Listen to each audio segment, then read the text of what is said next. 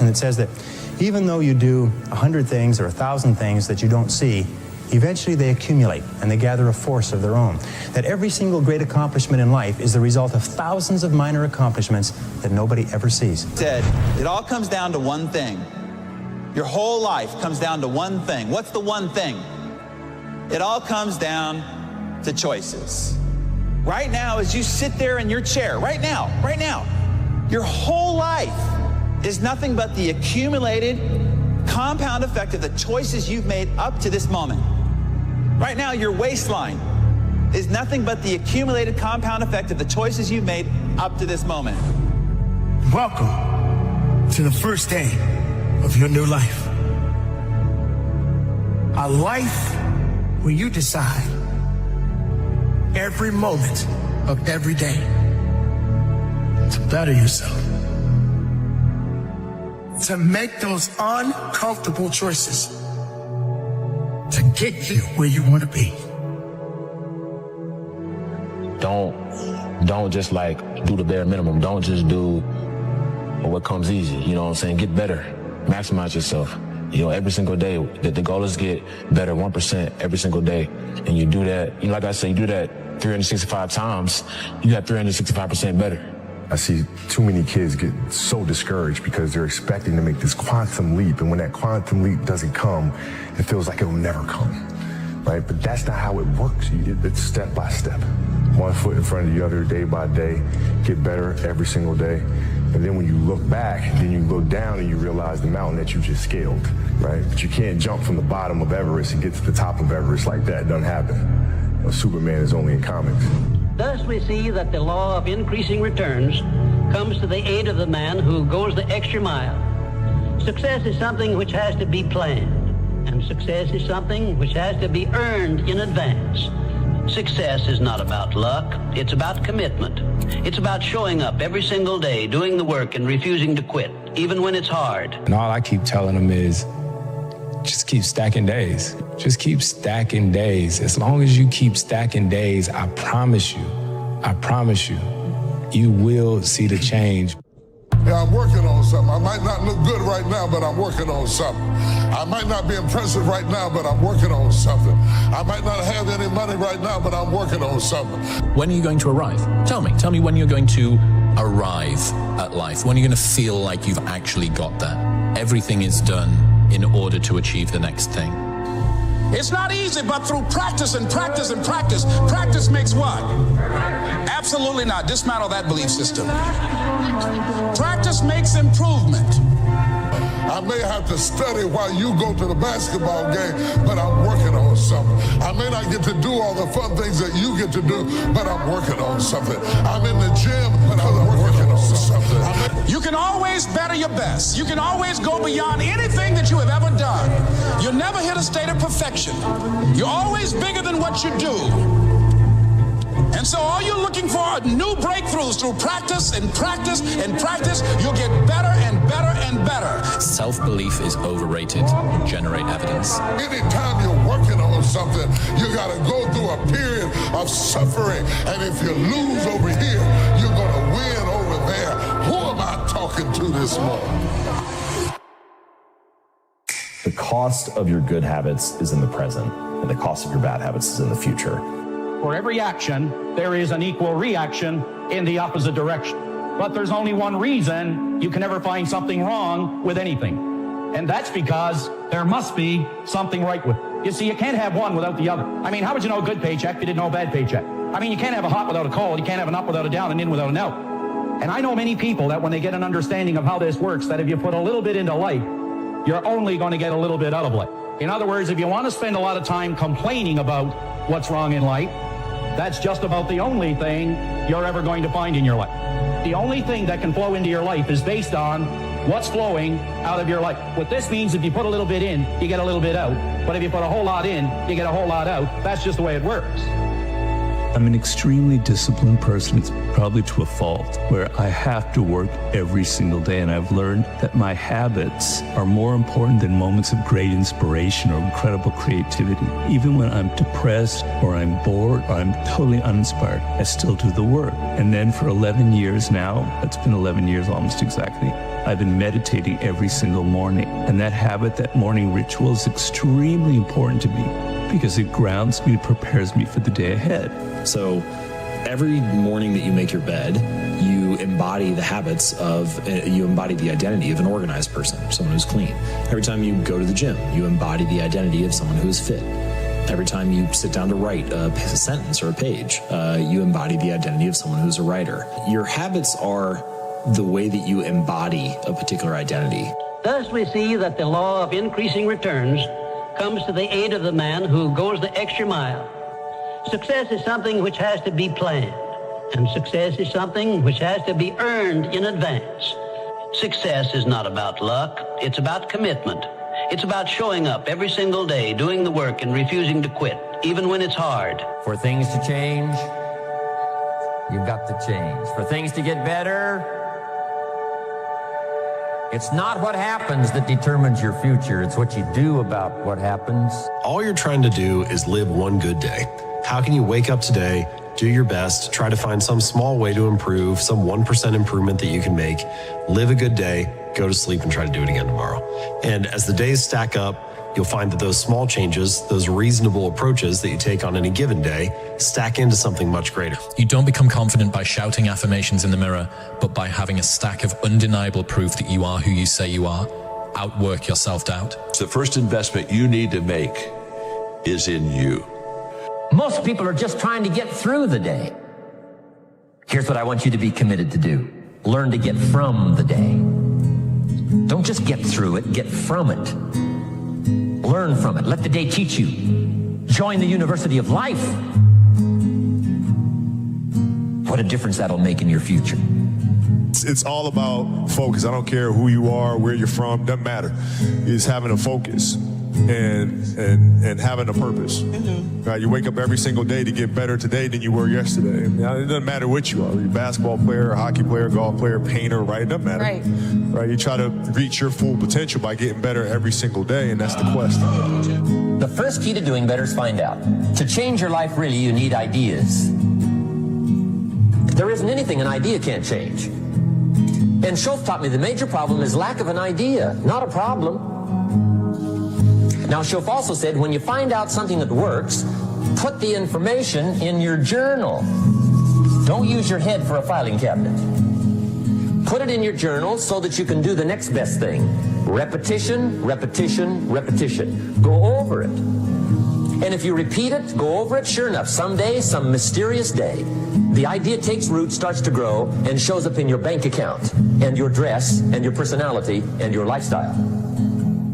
The law of cause and effect says that thoughts are causes and conditions are effects. Your thoughts create the conditions of your life. Whatsoever a man soweth, so also shall he reap. Whatsoever a man soweth in his mind, he'll reap in reality. For every action, there's an equal and opposite reaction. In other words, whatever you put in, you get out. And you can't get out without putting in. There's an enormous number of people who want to get out without putting in. They want to become wealthy without making any contribution. They want to have money without creating any value. But it'd be the same as going to the field and saying, I want a crop, but I don't want to put in any seed. The fact is that the universe has a law, and the granddaddy law of the universe is cause and effect, sowing, reaping, action, and reaction. And it doesn't matter if you went to the best schools or the worst schools or no schools. It's just a matter of law. And if you get your life in harmony with the laws, everything changes. If you get your life in conflict with the laws, nothing will happen to you except for bad things. The law of cause and effect. For every action, there's an equal and opposite reaction, the second law of thermodynamics. So we understand that for everything we input, there's going to be an equal and opposite reaction to that input. What people focus on is they focus on the output instead of the input. So you can't control when you're going to become a millionaire. That's the output. People are focused on the output. They're focused on the reaction. They can't control the reaction. All they can focus on is the action. So for every action, there's an equal and opposite reaction. So what are the actions that you have to input in order to make $1 million? Do you know them? Well, no, I don't know them. Okay, well, how many millionaires do you know? And how many millionaires have you gone into and asked them, what is the input for them to make $1 million? And I promise you, there's plenty of people on the internet that send them a DM and be like, hey, what's the one habit? And then you put together your list and your formula. The goal isn't to have the perfect daily routine tomorrow. The goal is to still be winning your daily routine in 50 years' time. If you expand your time horizon sufficiently, you will realize that very, very tiny steps can compound. Look at the graph of mine or your followers on Spotify, especially mine, right? Because I was doing my show for so long and it's just nothing, nothing, nothing, nothing, everything. Well, why? Well, it's because it's latent leverage. It takes so many layers of paint to get there. So yes, the first step has to be incredibly small. Do that. Make it so small that you can't say no to it. And then what's next? And then what's next? It's not what you get that makes you valuable. It's what you become.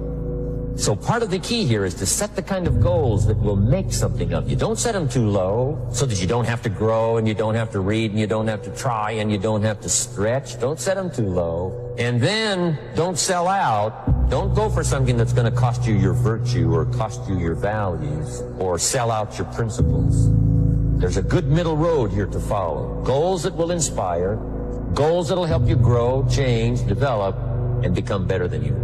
We all know the things that we need to do. So having those small wins every single day. You're not going to become a national champion on day one. You're not going to be a world champion on day one. You're not going to be the CEO on day one. You're not going to be a millionaire on day one. But from day one till day 1,000, doing the small things right every single day and never cutting corners, those small little decisions, those small little yeses, those small little accomplishments add up to the big things. Things can happen very, very fast if you've laid enough of a foundation. The foundation that you're building is the life that you're trying to accomplish. That is what it is built on. So it's just doing the things right. And everybody knows we can ask and seek for all these answers, but really we all know the right things to do. You wake up, you do the right thing, you go to bed, you wake up, you do the right thing. And it's those things done every single day compounding on themselves. And then eventually you wake up and say, holy cow, look where I'm at and look what I've built. And I never really took a lot of time to pat myself on the back. I just kept moving forward. For every action, there's an equal and opposite reaction. Everything you do differently affects your life. Everything. What you do has a consequence. What you don't do has a consequence as well. Wouldn't you want to know what would happen if you spent just 1 year giving it your absolute all? You gave your diet your absolute all. You gave your fitness regimen your absolute all. You gave your work your absolute all. How drastically would your life change in just 1 year?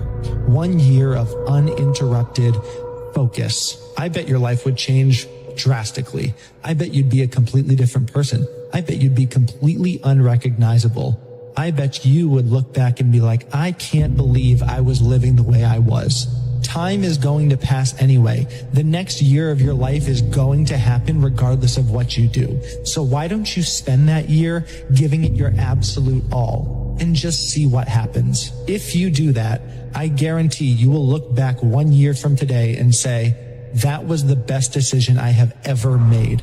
I got better day by day and week by week and month by month, and I'm asking you to do the same thing until you can develop a long arm and a long reach, until you can develop influence that won't quit. Touch people next year you couldn't touch this year.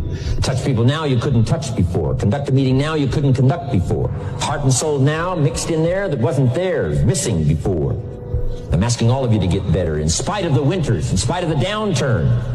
The money downturn, the social downturn, the personal downturn, whatever it is. Just get stronger. Get better. The biggest advice I could give you right now, the biggest advice that anybody could give you, 85 to 90% of life is just showing up. Show up. If you show up, there's a chance something could happen. I want you to imagine for a moment the version of yourself that does everything that they say they're going to do. The version of yourself that works as hard as they possibly can. The version of yourself that thinks bigger and goes out and tries to achieve what everyone else thinks is impossible. The version of yourself that doesn't let a comment from someone else or someone's disapproval stop them from achieving their goals. Imagine the version of yourself that isn't afraid of failure, that's willing to take the risk. That version of yourself that you just imagined can absolutely exist. There is nothing stopping you from being that person. Every single trait that I just listed is within your control. These are things you get to choose. These are things you can change, but you have to be willing to change them. You have to set aside all your self-limiting beliefs, all your fears. The moment you do that and you put your nose to the grindstone and you get working towards being that person, it's not a matter of if, it's a matter of when you become that version of yourself. Now, the next law is what is called the law of cause and effect. The law of cause and effect says that for every effect in your life, there is a specific cause. That everything that happens in the universe happens for a reason. That nothing happens by accident. That failure does not happen by accident and success does not happen by accident. That happiness or lack of happiness are a result of cause and effect relationships. That if you have an effect in your life that you want to have more of, more success, more money, more happiness, better health, you can trace it back to a cause. And what you do is you repeat and duplicate the cause. If you have an effect in your life that you want to have less of, and you have problems, difficulties, and so on, you can also trace that back to a cause. All progress in human life and human society stems back from identifying the causes of what we want more of or less of and changing the causes. Now, the law of cause and effect, of course, is the iron law of the universe. Set a time to train at that time. Set a time to go to sleep at that time. Set a time to get up at that time. Don't tell yourself you need to do something and then don't do it. That's what I was talking about with Ariel. I knew in my head I was saying, get up at this time. I didn't get up at that time. Train at this time. I didn't train at that time. Don't eat this. I ate that. Don't drink that. I drank it. And these all just infiltrate my mental strength. Just little kind of defeats. Exactly, little defeats instead of wins. And it just culminates into, and you just don't want to be here. No telling what you can do if you set your mind to do it. Two of the most powerful words in the language, I will. Benjamin Disraeli once said, nothing can resist a human will. And if you'll use those two words a little more often this year, I will learn the disciplines. I will get better every day. I will make sure my presentation is the best. I will make the best of my opportunity. I will maximize my time. I will try to correct my errors in judgment better this year than last year. If you'll use that willpower, the I will power that you have is unmatched. If you'll just use it. Sometimes we have a lot that we aren't using. It's like having a bank account and you never write a check. That would be a little strange. Or you have a $10 million bank account and you keep writing $1 checks. You've got a $10 million bank account of willpower. What I'm asking you to do this year, and that is to write some larger checks. Take on some larger challenges. And say to yourself, hey, I've learned to solve problems in the past. I will solve the problems of the future. I will correct my mistakes. I will learn to meet people that I was afraid of before. I will learn to master getting up and talking in those public meetings. I will become a leader. I will make the necessary changes. I'm telling you, you can do that. I learned the value of progress versus perfection. None of my mentors ever had me focus on perfection. They had me focus on progress to just keep getting better. Little incremental gains every day, every week, every month, every quarter. And even when you move backwards a couple of steps, what's the progress that you made and what you learned? So I was taught that failure is an opportunity to learn. And I was also taught to disassociate me being a failure from failing. Start focusing on the small wins. Get groomed. Clean your room. Start hanging out with good people. Read a chapter in a book and say, I'm going to read a chapter. And you sit down and you read it. I'm going to eat good food and not bad food. You do it and you start building trust with yourself. Trust, reputation, rapport. And then you realize, wow, I can actually do anything that I want because I trust myself to do it. So learn how to trust yourself by doing the small things right. And how you do the small things is how you do the big things. If you want to change your life, you must change your ways. You must develop discipline. You must develop strength. It doesn't matter where you are in life. It really doesn't. Because the great thing about life is it's always your next move. Your next move that counts. No matter where you are, you could change your life if you want to. It's always your next decision. So it's up to you. Stop chasing perfection, Morty. It's a trap. It'll just leave you frustrated and disappointed. Focus on progress, Morty. Small steps forward. Even tiny victories are worth celebrating. Because every step counts, even if it's a stumble. Energy out, energy back. and it's equal and opposite. You get the same back as you put out. The law of cause and effect. If you're not happy with what you're getting, you better focus on what you're giving. Most people don't realize how many versions of themselves they've already left behind. The person you were 5 years ago, you barely recognize them now. Different fears, different priorities, different people you thought you'd never lose. You've outgrown places you once called home. You've let go of people you thought would stay forever. You've survived nights you were convinced would break you. And yet, you rarely notice the shift while it's happening. Growth doesn't announce itself. You don't wake up one morning fully healed, fully changed. It happens quietly, in conversations you no longer tolerate, in boundaries you finally set, in the peace you start protecting without apology. The version of you reading this right now, one day, even this person will feel distant because you're still becoming, still evolving into someone your past self wouldn't even believe. And that's not something to fear. That's proof you're still alive.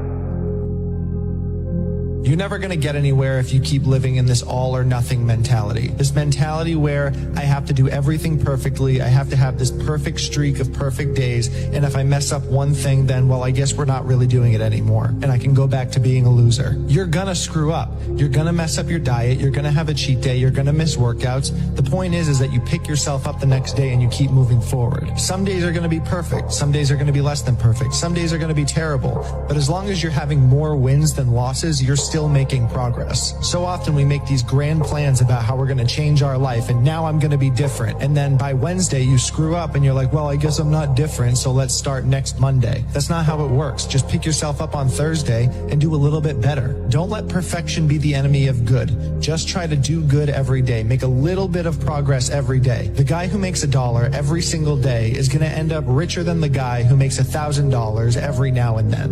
And here's the thing, we're never going to get it right. It's never going to be perfect. We're never going to walk on a straight line. Yeah. We're still going to trip. We're still going to fall. But if we can continue to be better than we were the day before, the week before, then we're doing our job. Don't be lazy in learning. Information is the key. Okay? Learning is the beginning of wealth. Learning is the beginning of health. Learning is the beginning of prosperity. Learning is the beginning of democracy, the beginning of freedom. All values, all virtues start with the learning process. So don't be lazy in learning. Don't be lazy in gathering the library that'll teach you and instruct you. The real understanding of perfection doesn't exist. It don't exist, Joe. We're in a time right now where people expect perfection. You expect perfection. I don't know where this came from. I don't know what happened that this is the criteria for living. My true understanding is, all right, you got one life.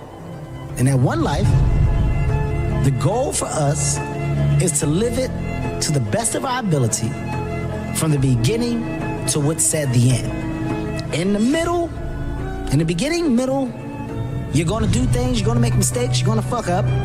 You're supposed to learn and then move forward with the understanding of what not to do. And when you move forward, life may get better, it may not, but somewhere along the lines it's going to click.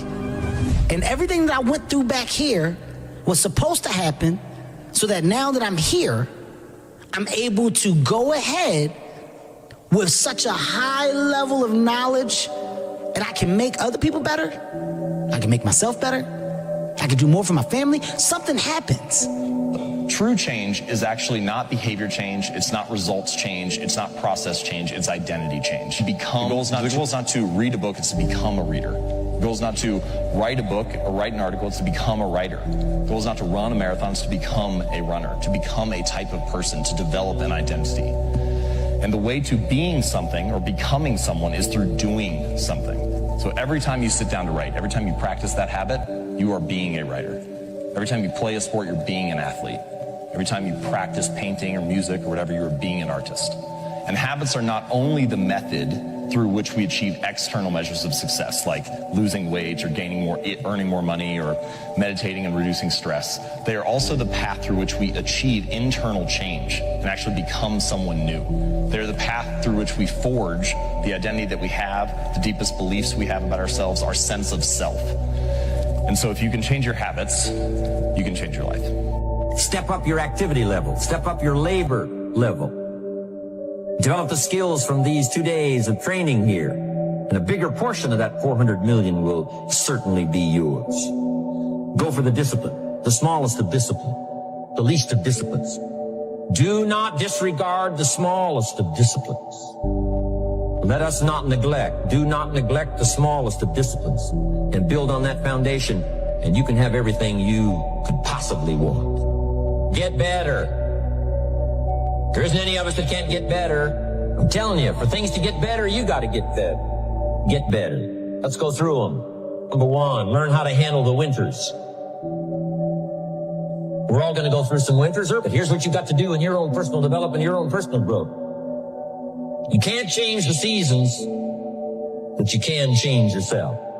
How much faster would you achieve your goals if it was just you and your goal? Not you and your goal and Netflix and video games and social media and friends you don't like and movies and shows and all these distractions that are splitting your attention in a million different directions. You can blame your lack of accomplishment on your friends, on your family, on this, on that. But the reality is, if it was just you and your goal and no other noise, no other distractions, I guarantee you would have nothing better to do than achieve your goal. So look around at your life and identify the things that take your attention away from the person you want to be and the things you want to accomplish, and remove that shit. Because if your goals are as important to you as you say they are, why would you voluntarily make it harder to achieve? You need to start with the small wins. The small wins, the small things that you know you can control. Once you build that confidence, it'll lead you to bigger success. Life is about building blocks. It's not about one success. Whether you look at Kobe Bryant winning championships or Michael Jordan, they didn't win the championships on that court. They won it with all the repetition and the action of the small habits over an extended period of time. If you want to become the best version of yourself, everything has stages of growth. Why in today's time are we forgetting that? Why are we forgetting that and expecting an immediate space of perfection? Because all you will do is get let down, because perfection does not exist. I do firmly stand on that and believe that. Absolutely. It doesn't exist, man. You should try your hardest to get things right. Nothing is given, everything is earned. The law of cause and effect, sowing and reaping, action and reaction, is the great universal or iron law of the universe. What it says is that everything happens for a reason. Even if we don't know what is causing the effect, we trace it back. If you can define an effect that you want, you can trace it back and find somebody who at one time did not have that effect, and then find out what they did, and then do the same things, and you eventually get the same results. We say that success is not an accident. Failure is not an accident. Success leaves tracks. So if you just follow the tracks of other successful people, no matter where you're starting from, you eventually get to the same place that they get. Make the task smaller. If you make the task small enough, I've never seen anyone not be able to progress if they made the task small enough. But, you know, that can be pretty humiliating. Now, the upside is that once you take that first step, you've looked the beast in the face, and you'll start progressing, not linearly, but exponentially in speed. So what's cool is that it doesn't really matter how small that first step is, because it'll start doubling, and anything that doubles grows unbelievably quickly. Listen, this is to anybody who's watching this. Subscribe to Inspired by Florian. Period. Look, if you had one shot or one opportunity to seize everything you ever wanted, one moment that you captured, just let it slip. Says that everything great and worthwhile in human life is an accumulation of hundreds and sometimes thousands of tiny efforts and sacrifices that nobody ever sees or appreciates. Understand that every choice you make ignites the compound effect. either in the positive or the negative. To those who have everything, more will be given. From those who have nothing, everything will be taken. It's like what's very pessimistic in some sense, because it means that as you start to fail, you fail more and more rapidly. But it also means that as you start to succeed, you succeed more and more rapidly. This law says that everything accumulates over time, that you may have to put in many, many tiny efforts that nobody sees or appreciates before you achieve anything worthwhile. There is no cheat day. There is no binge and make up for it on Monday reality when it comes to the butterfly effect or the compound effect. Everything has a consequence. So the answer to this is, when you start making positive choices and the results are invisible and you're getting no reward for your positive choice, you just have to have patience. You see that guy over there by the fax? Take a good look. He's never gonna make partner. Okay, let me guess, because he threw a lousy rookie dinner. No, because he doesn't get it. Get what? He doesn't get that doing good work isn't the whole job. Part of getting it is that things like the dinner actually matter, even when you don't think they do. Get it through your head. You start behind the 8 ball, you'll never get in front. It's like a snowball. A snowball starts off very small, but it grows as it adds millions and millions of tiny snowflakes and continues to grow as it gathers momentum, turning into an avalanche that takes the whole mountain in front of it. You underestimate how the smallest decisions can compound into significant differences over a lifetime. Everything changed for me when I understood this philosophy. Learn to work harder on yourself than you do on your job. That's the simple philosophy that changed my life forever, starting age 25. If you work hard on your job, you can make a living, which is fine. If you work hard on yourself, you can make a fortune, which is super fine. Rome wasn't built in a day. We all know that. Everyone hears that. But Rome also didn't fall apart overnight either. It took hundreds of years for Rome to reach its peak, but it also took time, hundreds of years, for Rome to decay and fall apart. And that is representative of life, because you don't achieve worthwhile goals quickly or easily. They take time. At the end of every day, you look yourself in the mirror and you ask yourself, did I get better today? If the answer is yes, and you do that for 5 years, 10 years, 15 years, how much better are you going to be? Are you getting better every single day? That's the question. And it's just taking small steps. You don't try to get it all done in one day, in 1 week, in 1 year. It's the process of getting better every day and doing that for a period of years that then create the masterpiece. Big things have small beginnings. You've heard of the butterfly effect, right? Butterfly flaps its wings, one part of the planet. On the other side of the planet, there's a tsunami. That's exactly what happens in your life. Every choice you make ignites the butterfly effect. One little choice ignites a tsunami on the other side 10, 20 years down the road, either positive or negative. Every one of them. Most of us know what we could do to change things for the better. And we spend our time and our energy talking ourselves out of doing those things. And the other thing that I convince people of, because this is so true, it's the littlest stuff. The little things make all the difference. A true change comes down to 5-second windows. And so you take an incremental step and, well, now you can lift 55 pounds instead of 52.5 pounds. You think, well, what the hell is that? It's like, it's one step on a very long journey. And so it starts to compound on you. So a small step today puts you in a position to take a slightly bigger step the next day. And then that puts you in a position to take a slightly bigger step the next day. And you do that for 2 or 3 years, man, you're starting to stride. Doing the thing in spite of not wanting to do the thing is discipline, right? You don't need motivation to get yourself up to go and do a thing. Make the promise small, build it up step by step. Know that you are going to have setbacks, and this is my favorite rule from James Clear, which is a habit missed once is a mistake. A habit missed twice is the start of a new habit. If you're disciplined in that, you'll speed up extraordinarily rapidly. And so that's the good news, you might say, is that You can take very small steps, even ones that might be shameful in their size, and you have to admit that to yourself. But once you get the ball rolling, it doesn't roll in a linear fashion, it rolls in a geometric fashion. The difference between you and the average person is you're willing to take more pain. You're willing to take more no's. You're willing to work longer and harder hours. You're willing to put in the suffering that other people just won't do. They'd rather go home and watch television and go drinking and watch sports on the weekends and so on. But all the people who are successful are willing to take the pain that goes with their work. And the greatest pain of all is being told no, being rejected, because we take it personally. We think it's something fundamentally wrong with us or our company or our product, and it hurts us and we feel bad inside. But once you can change your thinking about that and say, hey, no is good. No's are inevitable. They go with the territory. Promise you, if you will pursue no's, if you will go for no, if you'll try to get as many no's as possible, you're going to be a big success in life. Nothing will stop you. Because the more you get no's, the smarter you get, the faster you get, the quicker on your feet you get, and the fewer no's you get. The very willingness to go out and get all the no's makes it likely that eventually you get fewer and fewer no's and more yeses. You don't achieve worthwhile goals quickly or easily. They take time.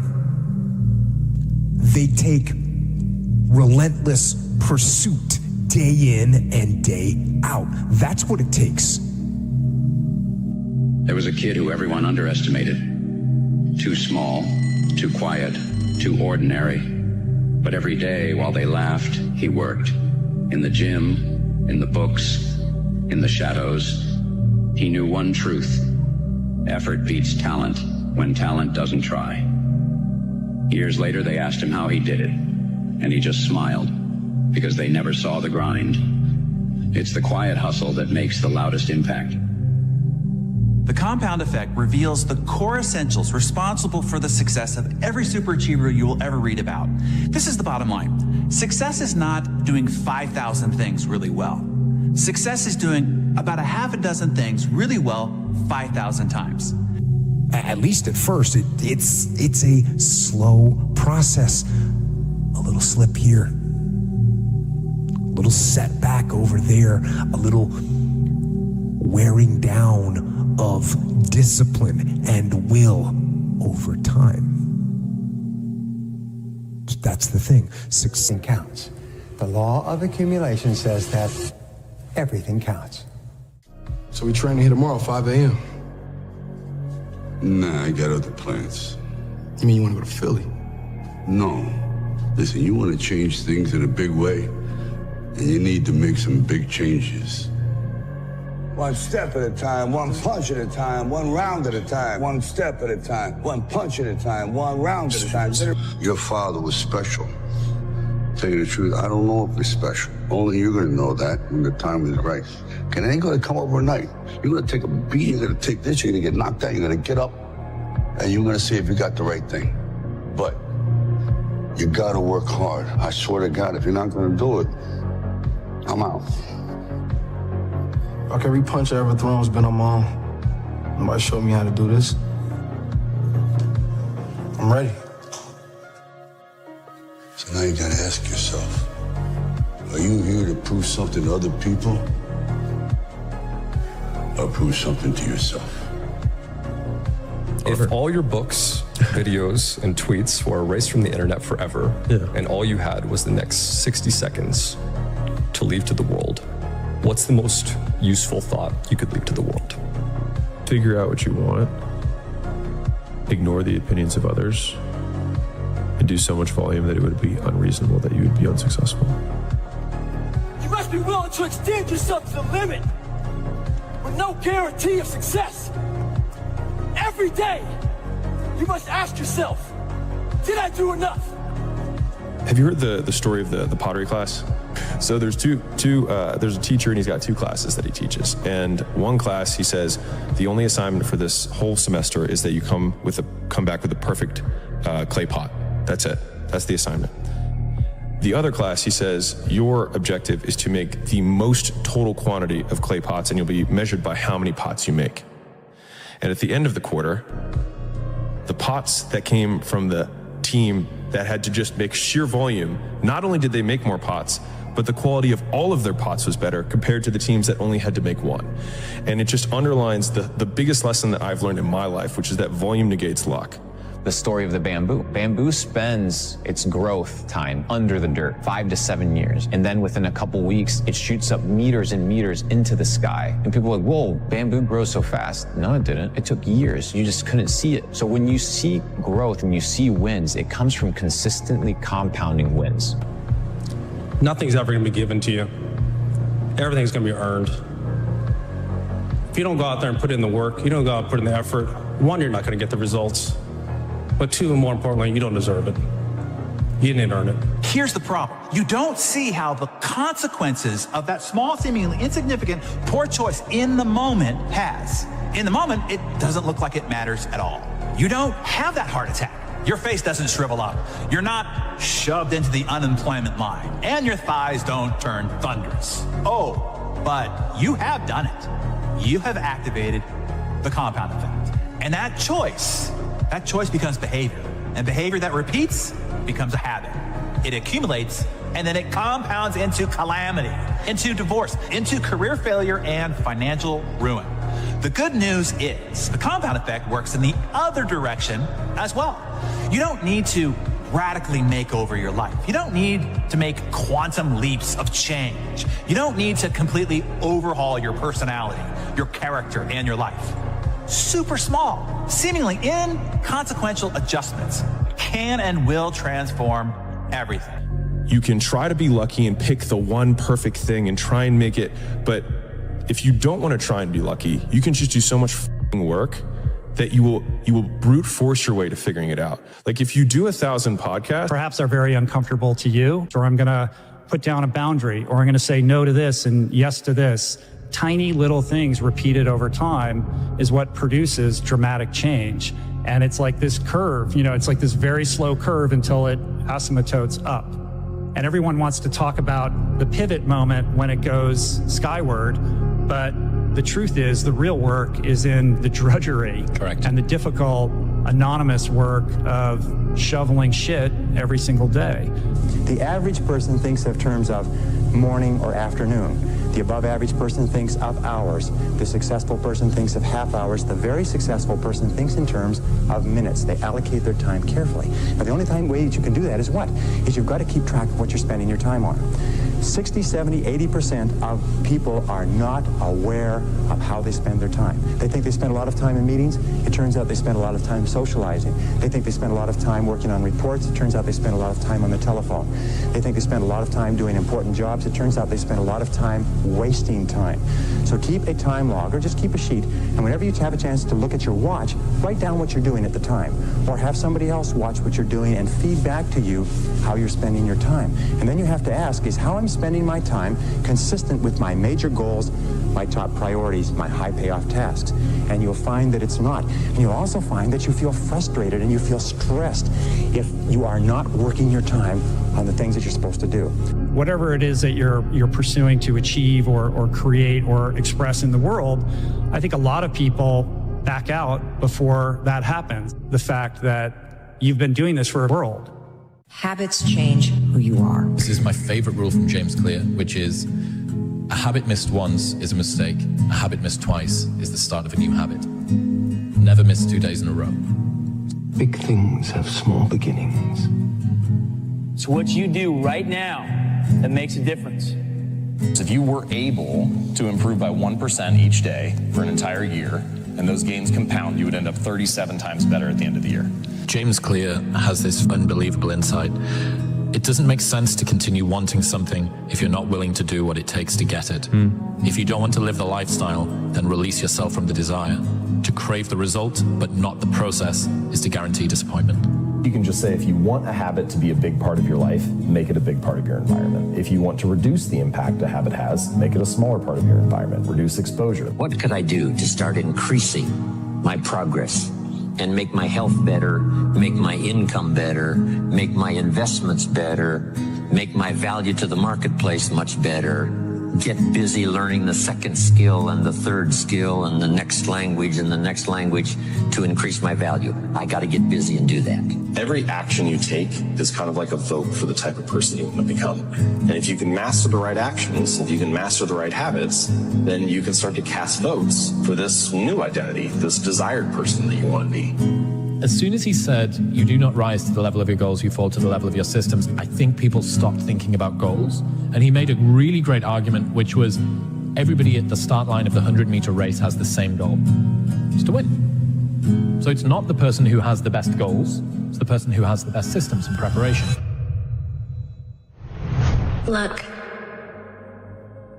if you had one shot, one opportunity, everything you ever wanted, In one moment. would you capture it or let it slip? Making your bed will also reinforce the fact that the little things in life matter. If you can't do the little things right, you'll never be able to do the big things right. This is what I believe to be true. You have to do everything you can. You have to work your hardest. And if you do, if you stay positive, you have a shot at a silver lining. There are some habits that you absolutely have to realize your full potential. And one of them is the habit of task completion. Being able to complete your task and finish what you start is an essential part of character building. You cannot imagine a fully mature, fully functioning person who is unable to finish what he or she begins.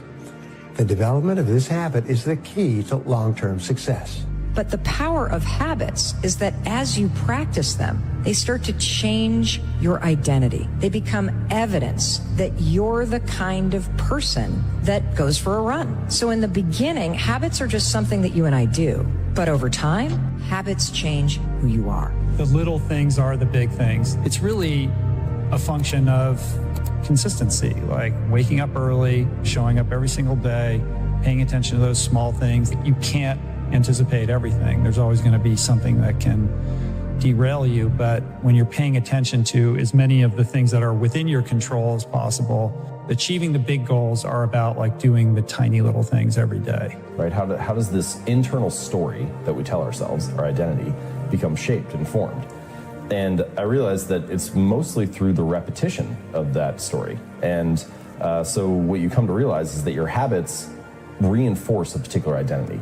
And sometimes this can be positive and sometimes it can be negative. See yourself as one of the most highly efficient and hardworking, successful people that you know. Feed your subconscious mind with this picture until it's accepted as a command. Remember, the person you see on the inside is the person you will be on the outside.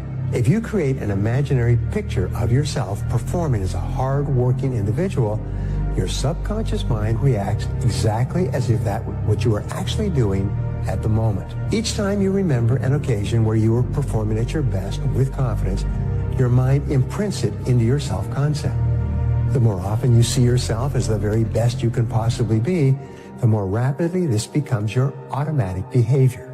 You program yourself for success by feeding your mind with positive pictures, either images that you create or repeat pictures of previous peak-performing experiences. What you find is that the deeper you study human behavior, the more that you see that so many of the actions we take each day are simply a response to the system that we find ourselves inside.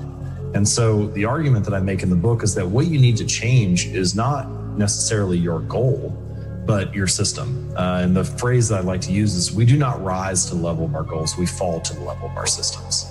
James Clear says in his book, Atomic Habits, you don't have a discipline issue and you don't have a consistency issue, you have a systems issue. If you are struggling to stick to the plan that you put in place to get to wherever it is you want to go, you just haven't figured out the system that works for you. This applies to any goal you set, fitness goals, financial goals, personal goals. Your outcomes in life are often a lagging measure of your habits. You know, like a lot of the time people talk about, I want to have more money, or I want to lose weight, or I want some kind of result. But the truth is, your bank account is a lagging measure of your financial habits. Your weight is a lagging measure of your eating habits. Your knowledge is a lagging measure of your learning and reading habits. And so it's actually we think the thing that needs to change is the bank account or the test score or the number on the scale, but actually the thing that needs to change are the habits that precede those outcomes. And so our identity in Alex's worldview is just the amalgamation or the aggregation of all of the behaviors that we do, just put together. It's all the stuff we do. The thing that you're doing now in terms of a behavior might mean a little to you, but not that much. And your pleasure in doing something that could be even infinite. Yeah. True behavior change is really identity change. And what I mean by that is if you start to look at yourself in a new way, if you assign a new story to yourself, you're not even really pursuing behavior change anymore. You're just acting in alignment with the type of person that you see yourself to be. So this idea that start by keeping these small commitments to yourself that you make. It's about the consistency of the small steps. Your brain learns patterns. You show me your habits and I will tell you how successful you will be able to continue to be in the long run. A habit is when you've done something so many times that your body now knows how to do it better than your conscious mind. It's changed the way I live my life. I cultivate so many little routines out of every day. Small steps stick. Just a little bit of progression. And it'll make you feel good. The first step has to be incredibly small. Do that. Make it so small that you can't say no to it. And then what's next? And then what's next? If you go to the gym and you work out and you come back and you look in the mirror, you will see nothing. And if you go to the gym the next day and you come back and you look in the mirror, you will see nothing, right? So clearly there's no results, can't be measured, it must not be effective. So we quit. Or if you fundamentally believe that this is the right course of action and you stick with it, you commit yourself to an act of service. You commit yourself to the regime, the exercise. But if you stick with it consistently, I'm not exactly sure what day, but I know you'll start getting into shape. If you start today, you're gonna have benefits in the future. Doesn't matter the time. What is important, it's what you want to achieve. Yeah. What you want. You want to live a good life? Yes. I like to drink. I like to eat burger. Okay. You're gonna pay the bill in the future. Lazy people don't know how to start. Weak people don't know how to finish. Successful people don't know how to stop. People demand success, but refuse to work weekends. People want opportunity, but won't talk to strangers. People claim ambition, but sleep in every day. We are the result of our actions, not our aspirations. I think why habits matter. We often talk about habits as being the pathway to external results. Oh, habits will help you lose weight or make more money or be more productive or reduce stress. And, it's true. Habits can help you do all those things, and that's great. But I think the real reason that habits matter is they reinforce a new identity. They reshape the way you think about yourself. Every action you take is like a vote for the type of person that you wish to become. I think the most important is to find the balance. Sometimes I can eat a burger or chips, well, it doesn't matter. And it's important too for your mind too. Sometimes I sleep 2 o'clock in the morning because last night I was in UFC here in Saudi and the main event, it's 2 o'clock. Yes, it's quality of life too. Yeah. But the most important thing, it's the consistency. If you have consistency, you're gonna be better than other ones in the future. Everybody who's earning 10 times as much as you did not do it in a big leap. If it's a big leap, it gets into the newspapers. But the people who are doing really well did it incrementally. It's called the law of incremental improvement, or the law of accumulation. Every great success is an accumulation of many little, tiny efforts that nobody ever sees or appreciates.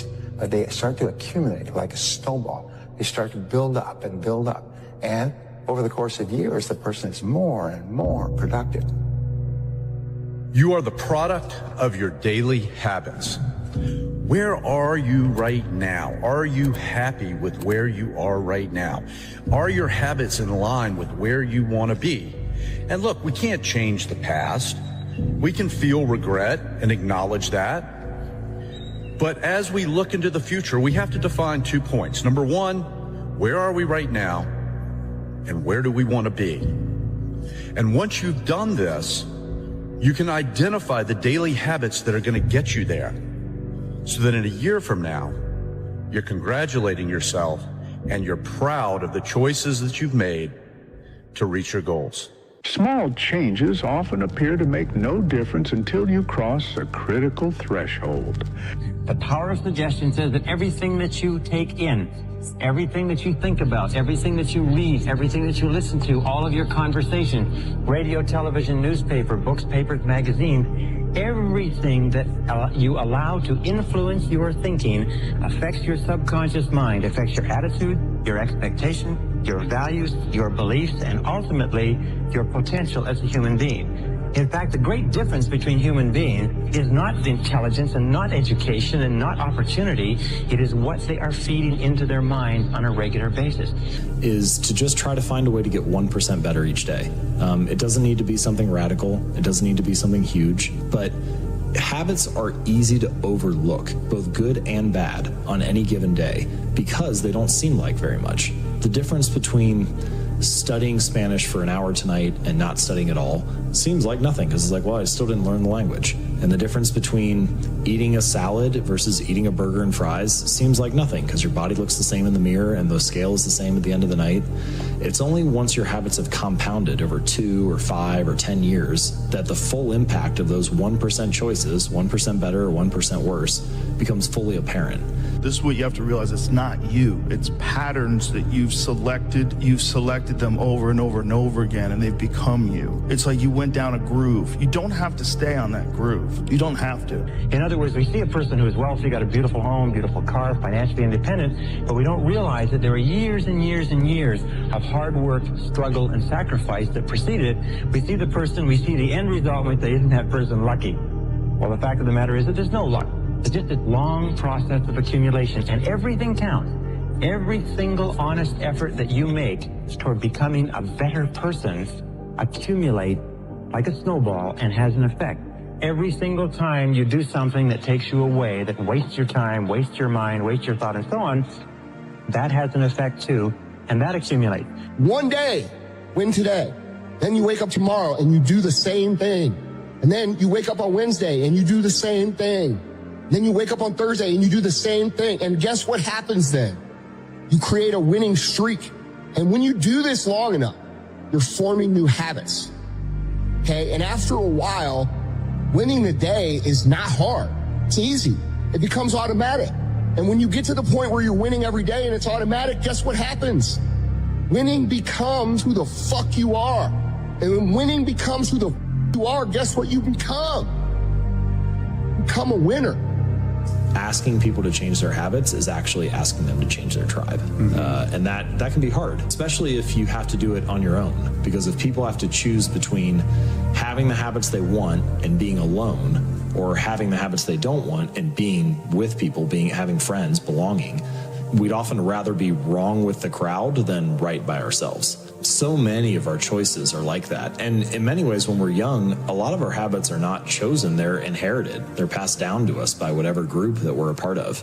And then, part of the process of becoming an adult is you grow up and you get into your 20s and 30s and you decide, these groups that I inherited, these behaviors that I inherit, are these the ones that serve me? Are these the ones that I want? You have to be the champion before you become the champion. So that means lifestyle.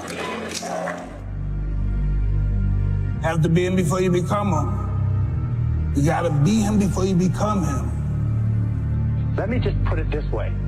Everything does count. And you have to ask yourself this question. I learned this many years ago. Is ask yourself this question: what is it that you want in life? And once you've asked yourself what it is you want in life, then you can look around your world and you can determine what is right for you and what is wrong for you.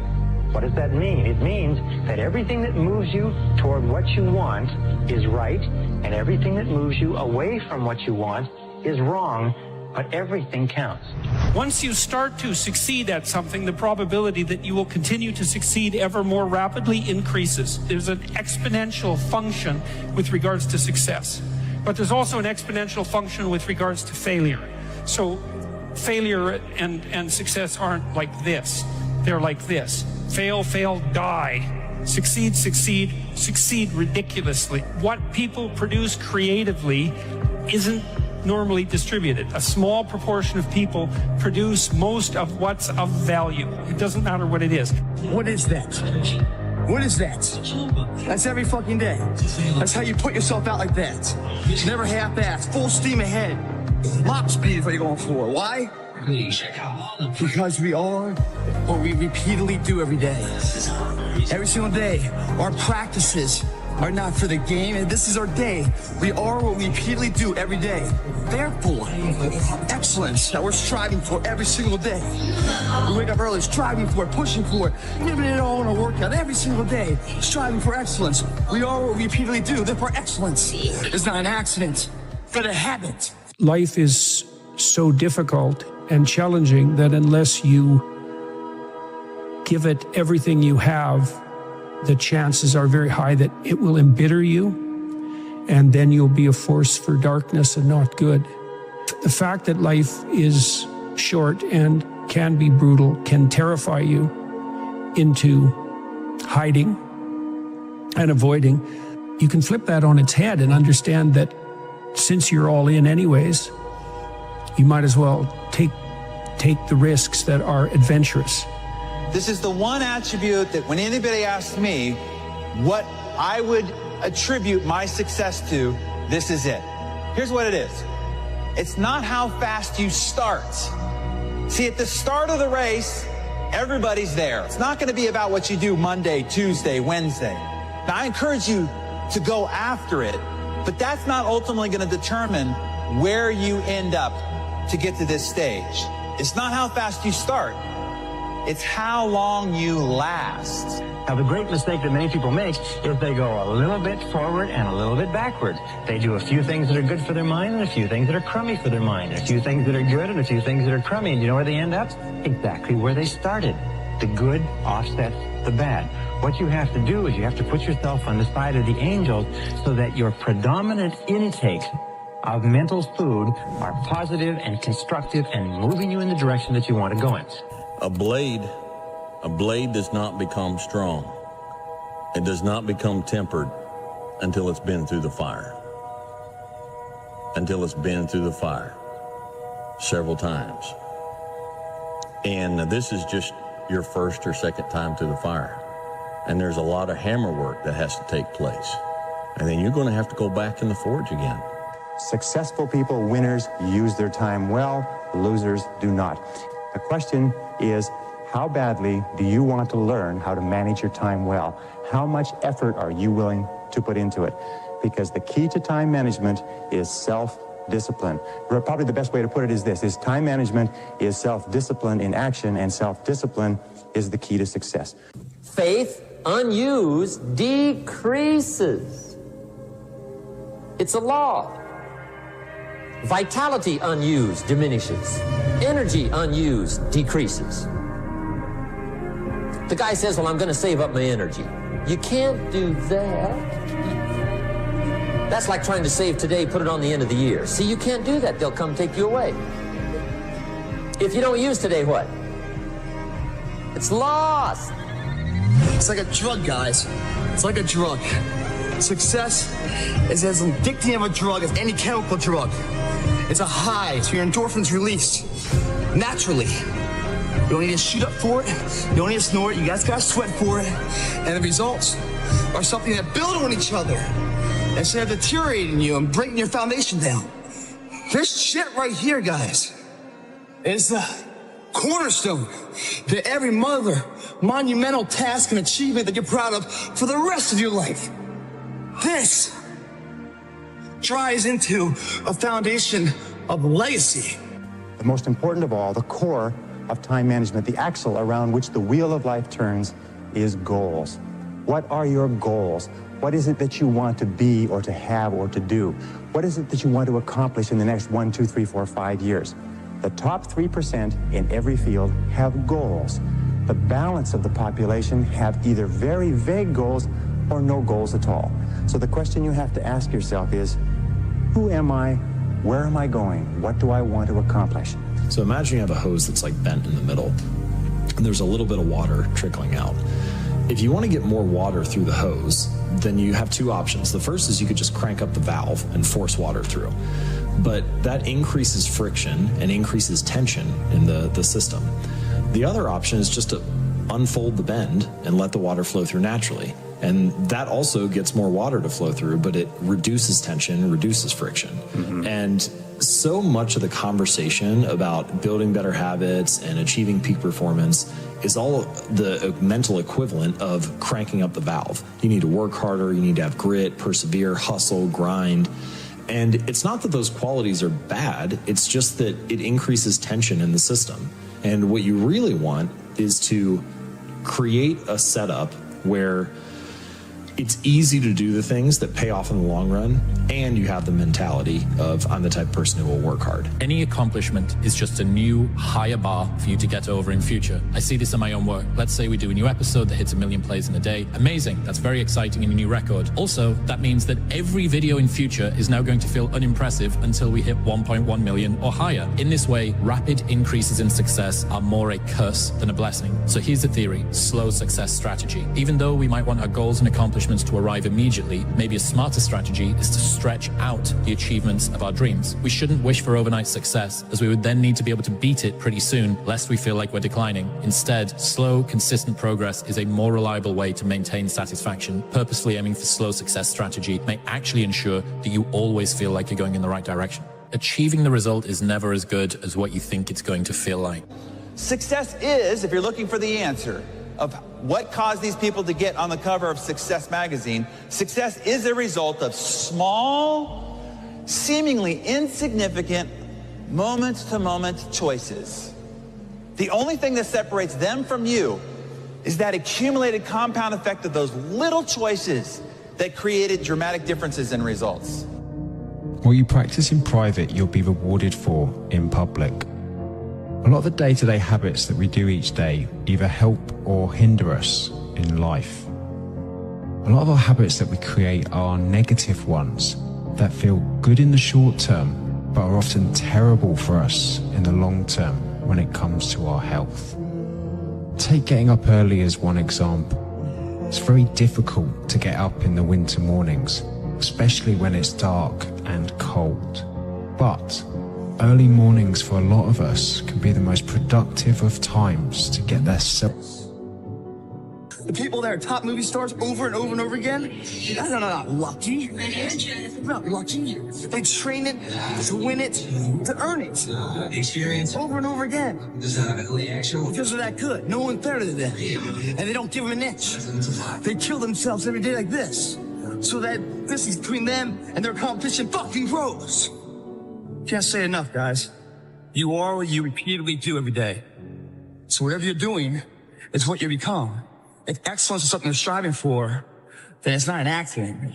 It's a habit. I feel like a lot of people don't understand, me included, to think that we can do that by changing our thoughts first. Actually, the way to control our nervous system and feel the way we want to feel is to run that backwards. So if you change your behavior, then generally your thoughts, your feelings, and your perceptions change. Mood follows. This has like been my mantra forever. If you're here and your ideal is here and that gap is unbearable, then you reduce the gap and you reduce the gap. And you're going to have to do that anyways, because you're not going to move from where you are to perfect in one fell swoop, right? There's going to be incremental steps. It doesn't matter how big the first steps you take uphill are, even if they're trivial, even if they're shameful in their size.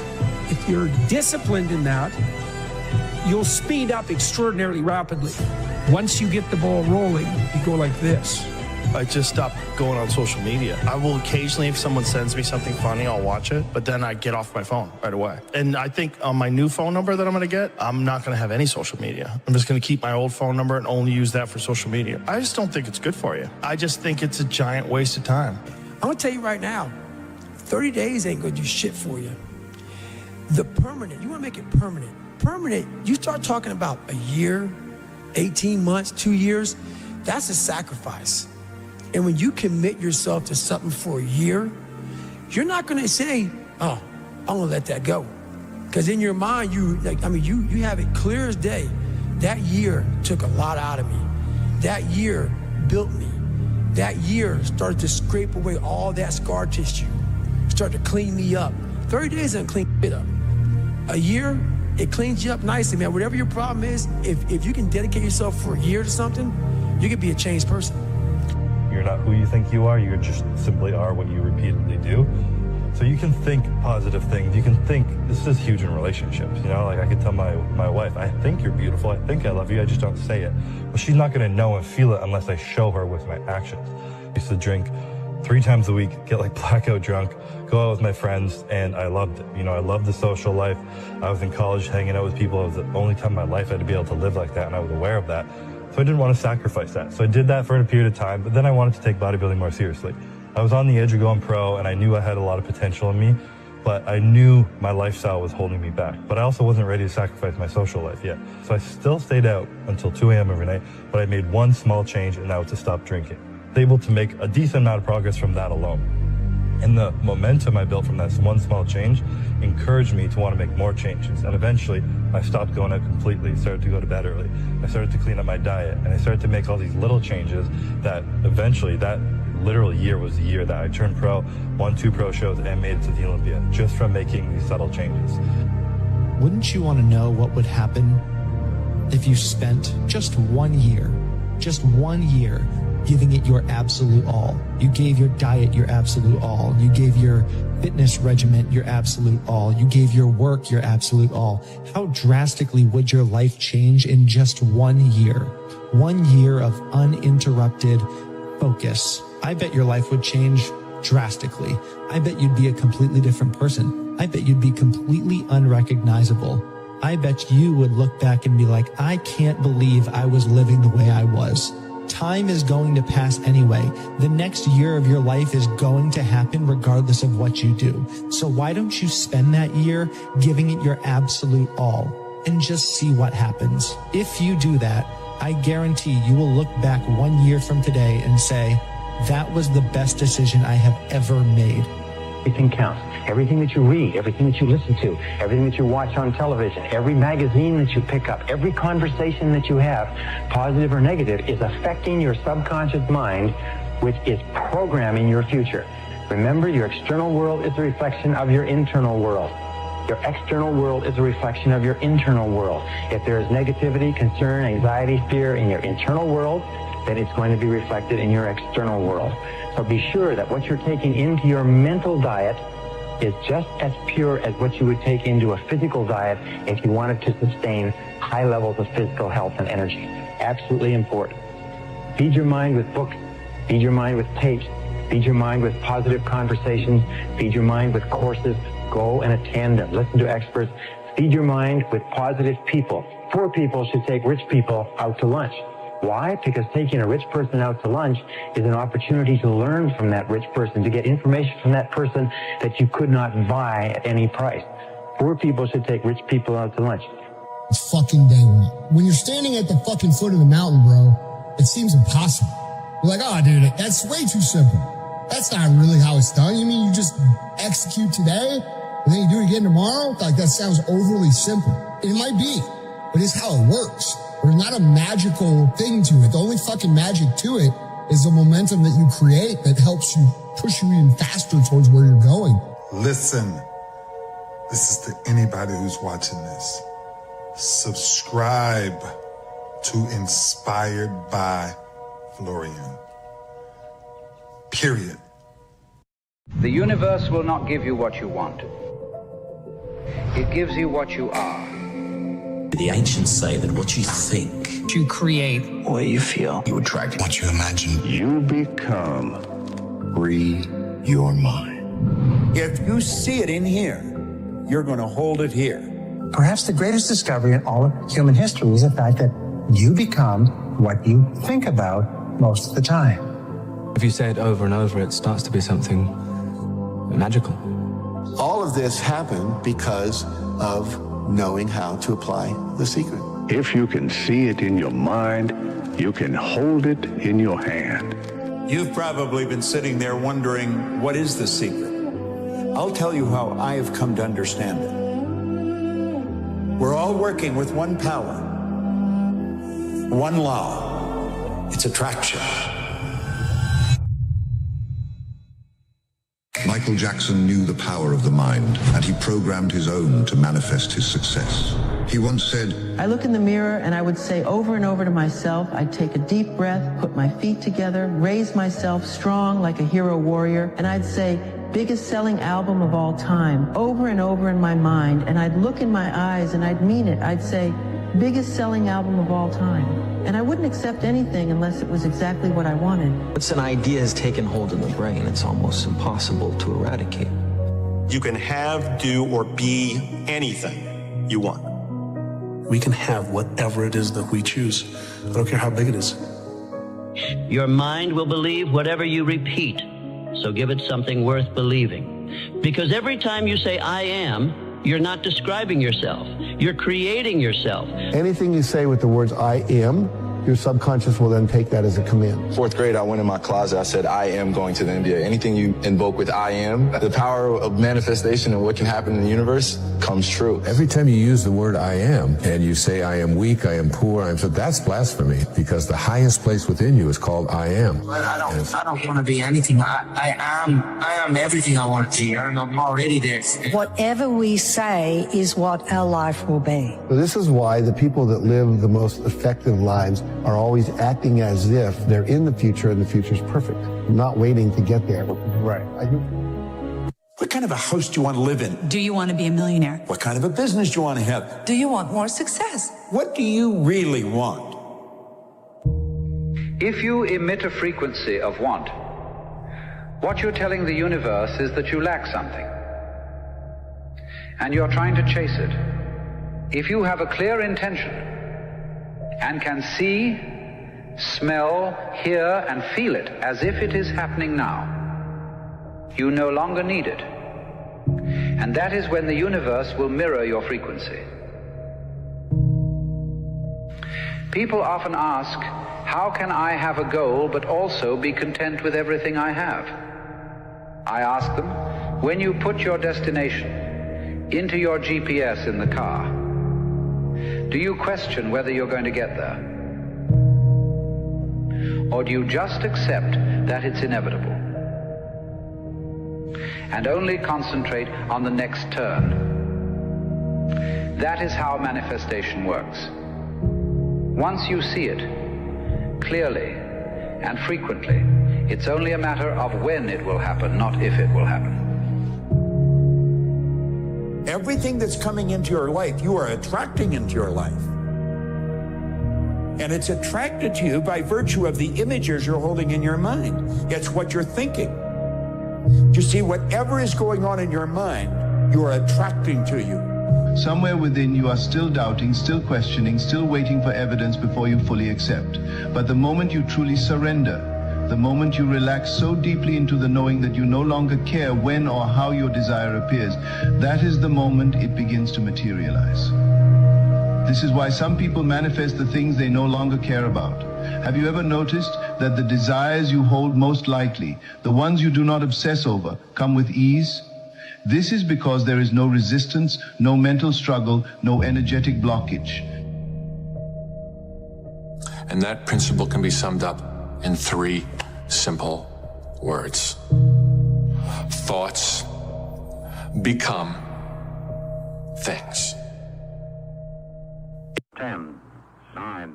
Monzo Business is Britain's most recommended business bank account for overall service quality. Recommended by businesses like Rocket Accountants of Essex. So a salute to you, Rocket Accountants. Working with you is a blast! Make the switch and join over 800,000 other UK businesses already banking with us. Search Monzo Business today. Service Quality Survey Awarded 2025. Visit monzo.com/service results. UK sole traders or limited company directors only. T's and C's apply. If you change what you expect, you change what you believe, you change your dominant thoughts, you change your inner workings, you begin to attract into your life people, circumstances, events, opportunities, everything consistent with your new thought. Sit down, decide what you want, write it on a card, carry the card in your pocket, and read it as often as possible every day. I found if you write a lie on a card and you read it often enough, you're going to start to believe it. Believe, and your belief will actually create the fact. It doesn't matter what's happened in the past. You may not have a colorful background, and maybe you have. You may not have a lot of formal education, and maybe you have. But it really doesn't matter if you've got a goal and you're willing to stick to it and study the laws, you're going to find out that you can win. It feels familiar. I saw it so clearly. I swear to God, I saw it so clearly, so consistently. until it's here in reality. So if you spend your time chasing butterflies, they'll fly away. But if you spend your time making a beautiful garden, the butterflies will come to you. And if they don't, you'll still have a beautiful garden. Very basically put, the law of attraction says that like attracts like, but we're really talking at a level of thought. Our job as humans is to hold on to the thoughts of what we want, make it absolute clear in our minds what we want, and from that we start to invoke one of the greatest laws of the universe, and that's the law of attraction. The reason people are unsuccessful is they think thoughts of unsuccess or failure. Another line, which is very, very important, says that all causation is mental. We live in a mental universe. All causation is mental. If you wish to change your universe, you have to change your mentality. And this brings us to the most important line of all, which is simply this. If you change your thinking,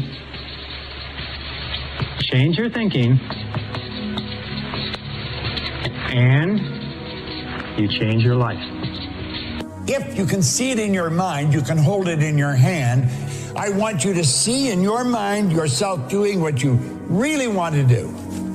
This is how to manifest anything using the power of affirmations. You take the description of the new you that you wrote up. That new description should include no negatives. It should be in the present tense. It should not say, I am going to become. It should say, I am. I am so happy that I am, and describe everything that you want to be. As you write out this description of you, you're literally building brain cells. Those new brain cells hold an image of the new you. Now, this is how the change is made. You use this and you let yourself totally relax. Don't try and relax. Let yourself relax. You let yourself get emotionally involved in this image. And you know that every time you do, in a very relaxed state, wham, you just trigger those brain cells. And you know every time you do that, you're giving more and more energy to those brain cells. And in a relatively short period of time, those ideas will be fixed in your mind, and that's the way you'll live.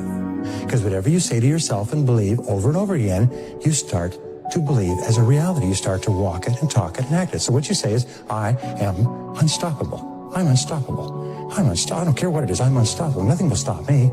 The greatest of all qualities to guarantee success is the absolute willingness to go at anything and refuse to stop until you achieve it. And you know something? The statistics show that 95% of the goals that you set for yourself, you will achieve if you refuse to quit. The moment they're believing more that it's done than it hasn't arrived, it'll manifest. One in particular, she was wanting to have a baby and get pregnant. She had visualized getting pregnant. She had been doing affirmations. She'd been grateful that she was getting pregnant, and she's like, still, I'm not pregnant. And I just knew that for a woman who can't get pregnant, getting pregnant has a lot of resistance around it. So much so that the resistance was outweighing her visualization and all the other things. So I said to her, I don't want you to visualize that. I want you to visualize holding the baby. That's the end result. I want you to visualize holding the baby. I want you to hear the baby. I want you to feel it in your arms. Wow. Pregnant in a month. Wow. And I've done that with a lot of women. To manifest, you have to believe. You have to believe that you already have whatever it is that you want. And the reason that you have to believe you have it already is because the subconscious mind is only operating in the present. It can't reason. It's just like a program. So if you say, my new car is coming, I'm going to get a new car, it's coming, well, then it's always going to be coming. You have to imagine you have it now. And the moment that you believe, there's manifestations instantaneous. You don't manifest anything by thinking of it. With around 60,000 thoughts daily, manifesting every one of them would be chaotic. Instead, it's what exists in our subconscious that shapes our reality. The subconscious doesn't think. It creates life circumstances based on what's inside. How does a thought go from the conscious to the subconscious? Through emotion and repetition, thoughts paired with strong emotion and repeated imprint on the subconscious. To craft a new reality, feel your desire with intense emotion and repeatedly visualize it as already achieved. This is the formula for true manifestation. So you want to start a business. You might think you need a team of people and fancy tech skills. but you don't. You just need GoDaddy Aero. I'm Walton Goggins, and as an actor, I'm an expert in looking like I know what I'm doing.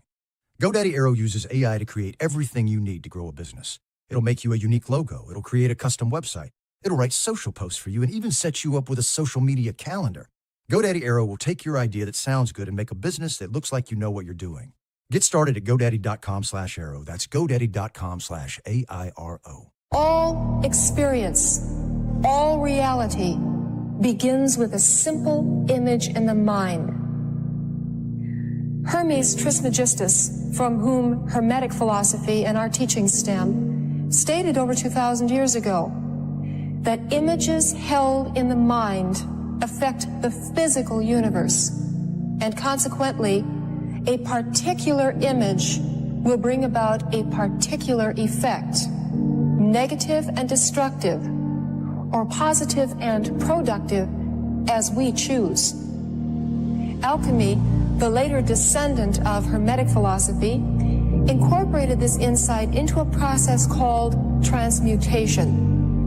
Although confused by the uninitiated with the process or the transformation of base metals into gold, we know it is actually the process of inner transformation and spiritual development.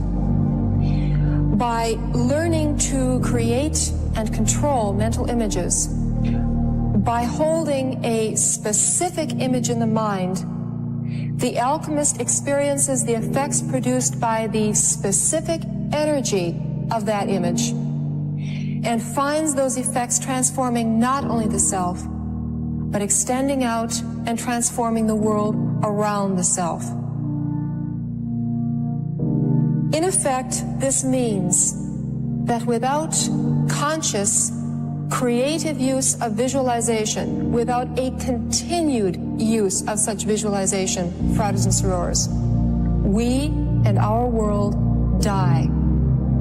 Every day, in small, little ways, we become less, losing our vitality and aliveness. You must know exactly what you want in this world.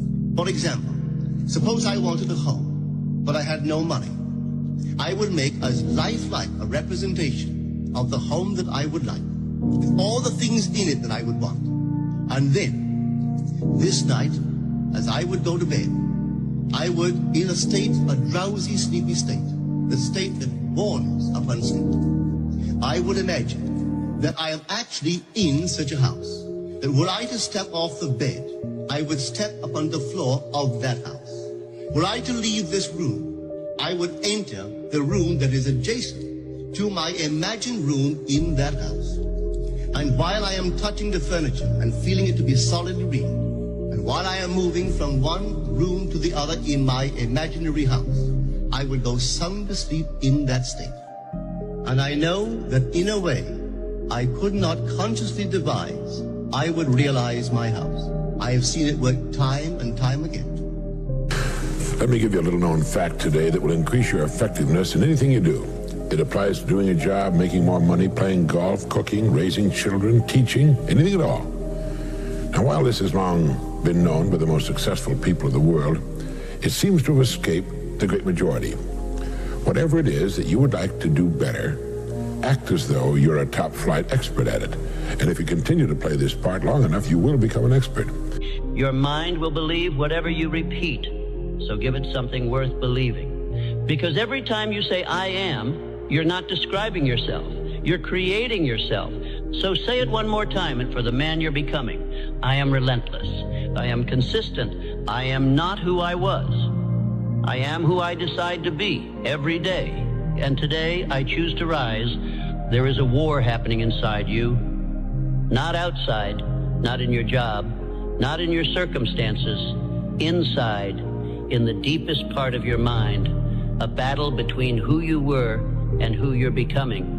And every time you hesitate, every time you say maybe, every time you retreat back into the old version of yourself, you're feeding the wrong side. You've been running on a program, not one you chose, one installed by others, built from fear, repetition, and survival, a program written by your environment, your parents' doubts, your teachers' limitations, your own failures, And that operating system, it's outdated, it's slow, it's reactive, and it's been sabotaging your future behind the scenes for years. The subconscious mind is a powerhouse. It creates around us all that it believes to be true, according to the instructions that we give it. So if you give it the right instructions, you just been giving it instructions on how to do one thing: make money. That's it. That's what we trained from a baby. Make money and how to look good. Something that's always cosmetic. It's not real. So you're chasing an illusion. So when you're dealing with something that's real, it says your subconscious, it only acts upon what it believes is true. So the reason why some people can hear this knowledge and it don't register, because subconsciously they don't believe that's true. They believe that college makes you happy. They believe that money makes you happy. They believe that success in all its forms of the career makes you happy. And until they find out in actuality that is only something to sustain you and actually ultimately to keep you dead, and abandon that by deleting it from the files, they can't put the new shit in. So it's talking about deleting the files, but the subconscious only will create that what you innermost think is true. So no matter how much you hear this, until you bear witness that maybe the shit that the brother is talking about might be true. Just close your eyes and use this technique and just think like this. First of all, visualize the perfect outcome. Visualize the perfect outcome. In other words, visualize if you could script what was coming up, the interview with your boss, the sales presentation, so visualize the perfect outcome. Your imagination is actually very, very real. Everything you've ever imagined is real. See, I tell young people like this. First of all, this is how your imagination works. You got to grab this concept. It is impossible for you to think an impossible thought. That is impossible. You can't think something that ain't possible. You ain't that smart. So if it's in your head, you got to ask yourself, how did it get there? That's God showing you a preview of a coming attraction he has for you. The problem with most people is you think your imagination is hocus pocus. It's really not. It's a preview of a coming attraction. If you react to your imagination, that's where your real life is. Your subconscious mind is only activated by commands that are stated in the present, positive, personal tense. So again, instead of writing a goal such as, I am going to lose weight in the months ahead, you would write, I weigh X number of pounds by a certain date. Instead of saying, I will earn more money over the next year, you would say, I earn X number of dollars by such and such a date. The more specific you can be in terms of what you want and when you want to achieve it, expressed in the positive, present tense, and beginning with the word I, the more powerful the effect will be on your subconscious mind. Goals written and stated in this way activate the laws of expectation and the law of attraction. They cause you to develop new beliefs about what is possible for you. They also activate the laws of emotion and correspondence. They increase your energy and stimulate your creativity. As a result, you start to move more rapidly toward the achievement of your goals, and they begin to move more rapidly toward you. Nothing happens in the body except it first takes place in the mind. All disease is a lack of peace. No matter what the problem is, no matter what the difficulty is, it's a group of negative thoughts charged with fear and superstition, lodged in the recesses of the subconscious mind. All forms of therapy are good. The quickest, surest, safest way is prayer. This is why you're told the truth shall set thee free. Prayer is very simple. It's filling your subconscious mind with the truths of God, the same yesterday, today, and forever. And these truths neutralize and obliterate all the negative patterns. Then the embodiment or the trouble must disappear. You eradicate the cause. The lower is subject to the higher vibration. Hundreds of thousands of cells are dying every second right here. As you spiritualize your thoughts, the cells take on a spiritual overtone. They no longer take over the disease soap patterns. That's the basis of all healing. You have a new body every 11 months. The body you're going to have the next few months is in the grocery stores. That story you keep telling yourself about why you can't, why it's not the right time, why maybe you'll try later. That story is not yours. It's the virus in your code. And you don't fix a virus by negotiating with it. You delete it. One must be willing to burn his ships and cut all sources of retreat. That's not just a quote. It's the entry fee for change. If there's a way back, you'll take it. If there's an excuse, you'll use it. But if there's no way out, the only direction is forward. That's how transformation starts. Look at Henry Ford. The world laughed when he envisioned a horseless carriage. But he didn't ask for permission. He didn't ask, what if I fail? He said, whether you think you can or you think you can't, you're right. And he believed he could. Every day, until he built an empire. He didn't negotiate with doubt. He killed it. You have to do the same. Kill the idea that you are your past. Kill the need to explain yourself to people who gave up on their own evolution. Kill the voice that says rest when it's time to build. Before you go to sleep at night, feed your mind with a stream of messages consistent with what you want to be and have and do the next day. In other words, program yourself for the next day, the same way you program a computer. And what I do is I lie down and I close my eyes and I say, I wake up in the morning, present tense, and I feel terrific. I wake up in the morning, I feel wonderful. I feel full of energy. I believe tomorrow is going to be a great day. I wake up in the morning and I feel terrific. And then when you get up in the morning, the first thing that you say, the first thought that you program into your subconscious computer is, I feel terrific. I feel terrific. And what you do is you get up and you say it 1, 2, 3, 4, 5 times, and you repeat it over. I feel terrific. I feel terrific. Even when you feel terrible, say, I feel terrific. Your subconscious mind can't tell the difference between a real fact and one that you vividly imagine. And if you repeat, I feel terrific, very loud, I feel terrific, try it yourself. I feel terrific. I feel terrific. I feel terrific. What happens is the subconscious mind believes that maybe you do feel terrific, and it will actually give you a surge of energy that will wake you up and clear your mind even before you have coffee. Whenever you wake up in the morning, today is going to be a great day. You have to nudge your brain, right? We have a conscious mind, we have an unconscious mind, we have a self-image, and your subconscious is paying attention to the words that the conscious mind is saying. And so if you're like, oh, I don't want to get out of bed, today is going to be a bad day, you're going to have a bad day because you just programmed your subconscious mind to do that. If you want to have a good day, it starts the night before. Is what went well today? So when I go to bed, I say a prayer, and then I go, what went well? And I go on a treasure hunt because I'm purposefully looking for what are the right things that happened. And I look for the micro moments, you know, like what's the smallest thing? And for me, where I live, I see a lot of hummingbirds and butterflies, and I just focus on them. Every night when you go to bed, there's a period just after you close your eyes and you're essentially disconnected for a moment. Your brain is operating in theta. Well, theta is hypnosis. You put a pair of earphones on at night. You play a program that you want to be true in your life. The moment you fall asleep, the conscious mind shut off, but the subconscious mind is now in record theta. So whatever is coming through the earphones at that moment after you fall asleep, you don't hear it, but the subconscious mind is hearing it and downloading it in a state of theta. You know, this secret gives you everything you want. Happiness, health, and wealth. You can have, do, or be anything you want. We can have whatever it is that we choose. I don't care how big it is. What kind of a house do you want to live in? Do you want to be a millionaire? What kind of a business do you want to have? Do you want more success? What do you really want? I've seen many miracles take place in people's lives.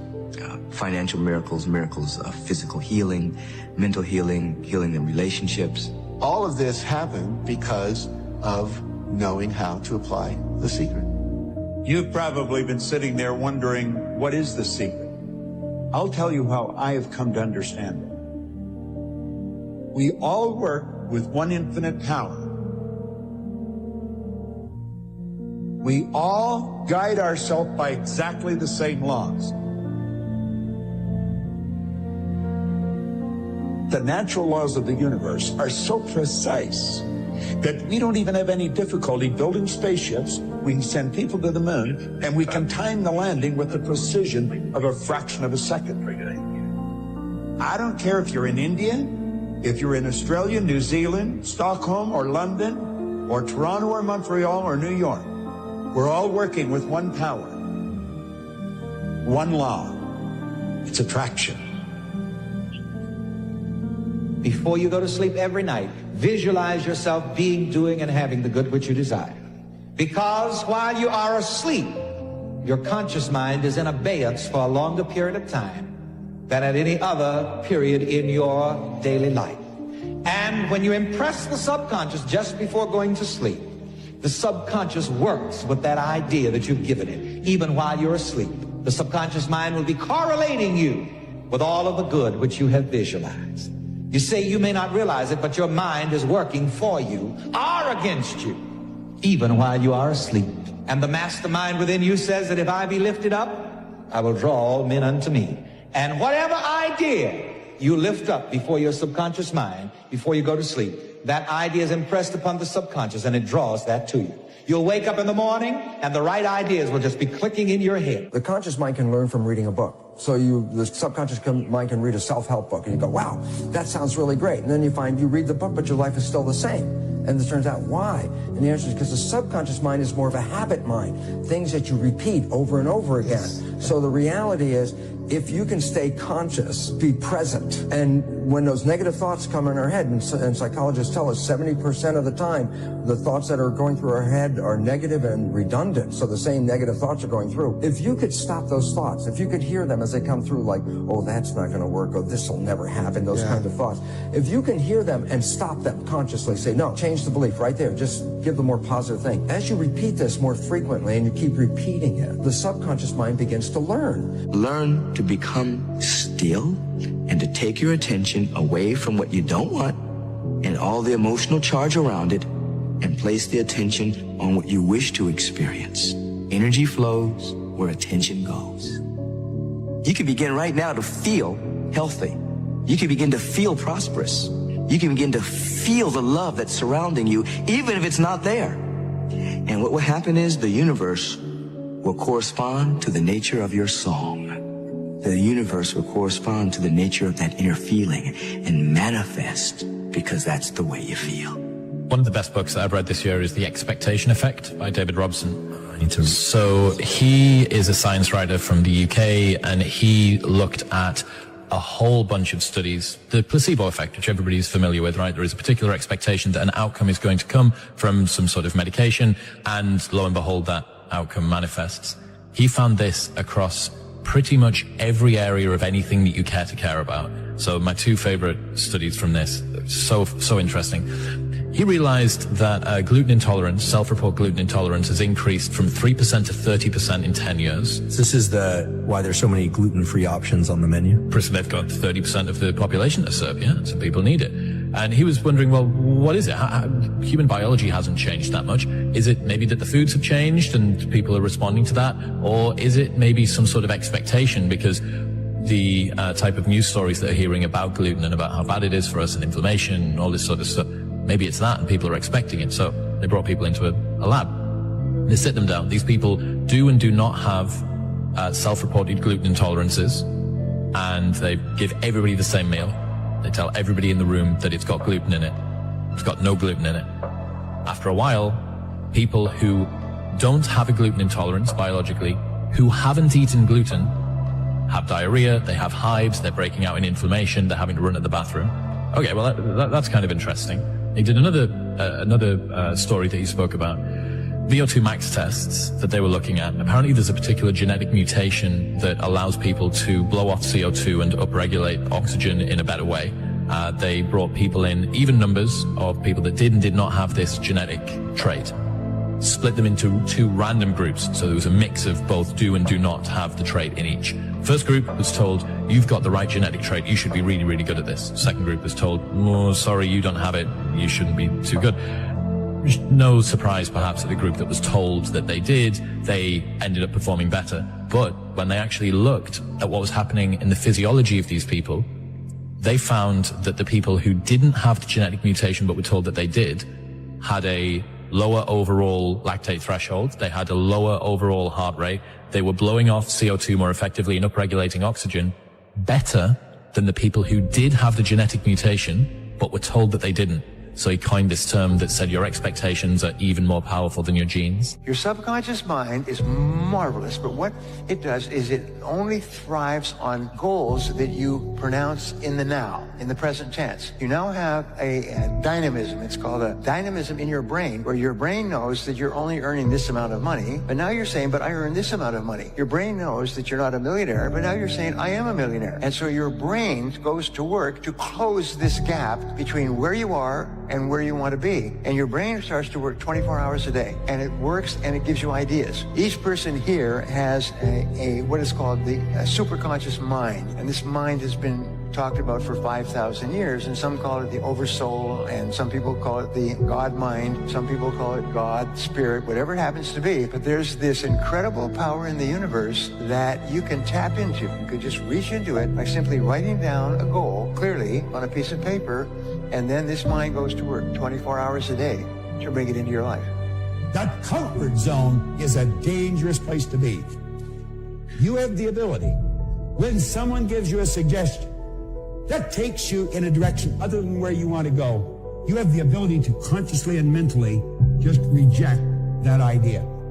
And then you can go ahead and originate whatever idea you want. Now, as long as an idea is in your conscious mind, it'll have absolutely no effect on your physical body or what you're doing. No effect at all. It's when you take that idea and you turn it over to this part of our mind we refer to as the subconscious. The early Greeks referred to this part of our personality as the heart. You see, they pointed out that as you think in your heart, so are you. Whatever idea comes in and goes in here instantly is manifest in that physical body of yours.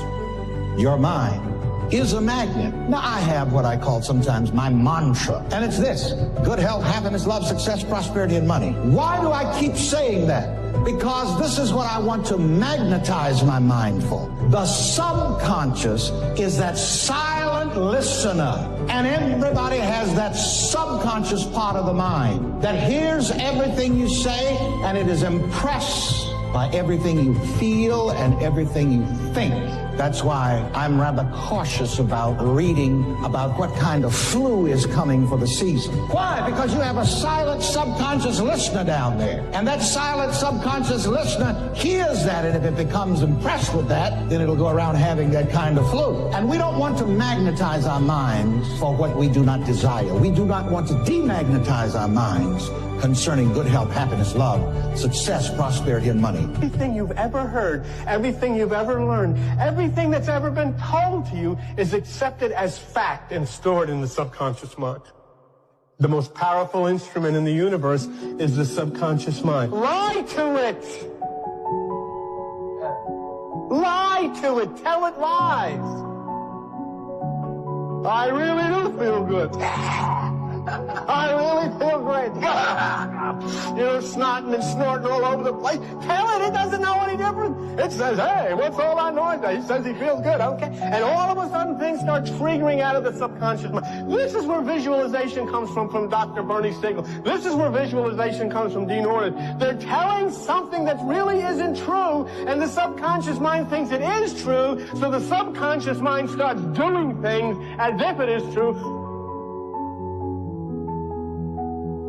If you do not have it written down, your chances of it happening is reduced drastically. It's a principle of success. You have to have everything you want written. It's in the Bible. Habakkuk 2:2. It says, write the vision and make it plain, so that he who reads it will run to it. And even though it tarry, that means take a long time, wait for it, for surely it will come at an appointed time. That's in the Bible. Listen to me. That's real. If you don't think it's real, I dare you to try it. Write everything you want on a piece of paper. If you can think it, you can achieve it. Write it on a piece of paper. Read it every morning and every night. Come back here 1 year from today and see how much of that stuff then came true. That's a promise of yoga. That ain't no theory I come up with. That's all successful people have. You have to write it. Everything I've ever gotten in life, I've written. You don't manifest anything by thinking of it. With around 60,000 thoughts daily, manifesting every one of them would be chaotic. Instead, It's what exists in our subconscious that shapes our reality. The subconscious doesn't think. It creates life circumstances based on what's inside. How does a thought go from the conscious to the subconscious? Through emotion and repetition, thoughts paired with strong emotion and repeated imprint on the subconscious. To craft a new reality, feel your desire with intense emotion and repeatedly visualize it as already achieved. This is the formula for true manifestation. Step number 2 for manifesting properly according to science is you must visualize the steps that lead you to the thing that you want, not the end goal. This is a major mistake that people make. They manifest improperly because all they do is focus on the end goal. You need to start talking like you're psychotic. And what I mean by this is you need to start speaking in affirmation. When you see a dream house that's 10, 20, or $30 million, instead of complaining about how expensive it is, let's go, oh, that's only 25 million? It's less than I thought. When you see a dream car, go, I'm thinking about getting that one, I'm just debating on the color. When anybody asks me, hey Grant, have you flown private? Do you have a private jet? I go, it just hasn't came in yet. And what you're doing is hypnotizing your subconscious to have different core beliefs. Your beliefs ultimately shape the way you think, and most importantly, the actions that you take, which attracts what comes into your life. And you can also help other people doing this by asking them bold things. I'll ask my brother, hey, what type of McLaren do you think you want to get? What color would you get? Just that question mark opens up and expands your way of thinking so you can attract those things into your life. Remember, if you have a thought without an emotion, it has no impact. If you have an emotion without a thought, it has no direction. But if you have a thought of something you want, combined with an emotion of excitement and confidence and happiness that you can achieve it, it's like a powerful bullet, and it activates all your mental powers. The most powerful way to manifest is in experiencing the fullness of the present moment, undifferentiated fullness, what Jesus called life in its fullness. Life in its fullness is an inner state of being. So if you bring together, if you have a vision in your mind of what it is you want to achieve or create or manifest, and you bring this vision into this sense of still fullness. Jesus expressed it too. He said, when you pray for something, believe that you already have it. Feel that you already have it. Whatever it is that you want to have, you need to feel already the feeling. By feeling that which is beyond the world of phenomena, it is to experience, to know, to realize the beingness within you, the I am, which is consciousness itself. You become what you think about. And since the only thing that you can control is your thinking, if you change what you are thinking about, you will begin to change your reality.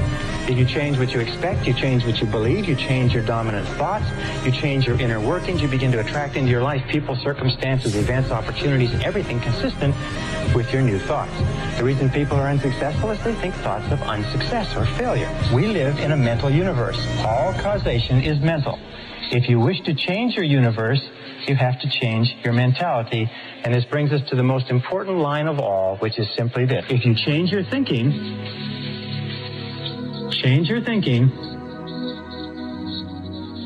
and you change your life.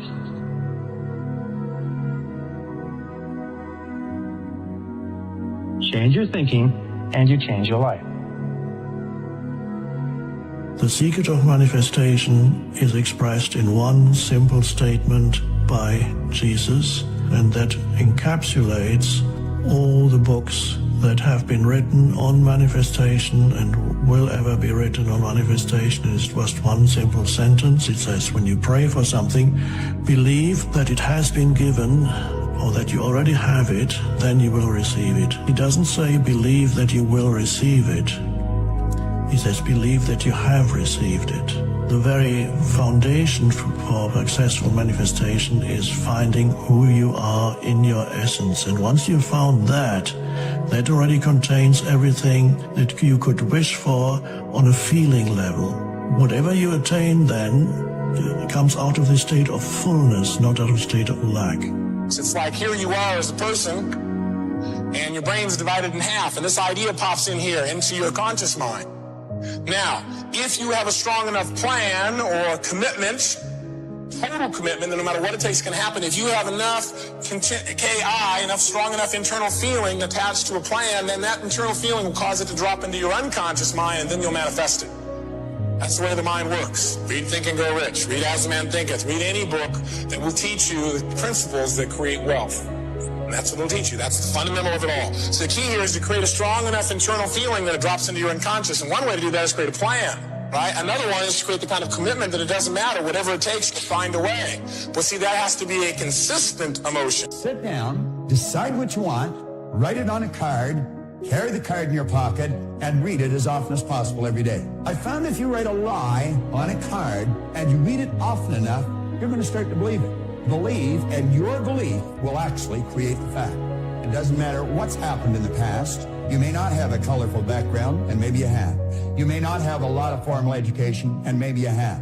But it really doesn't matter.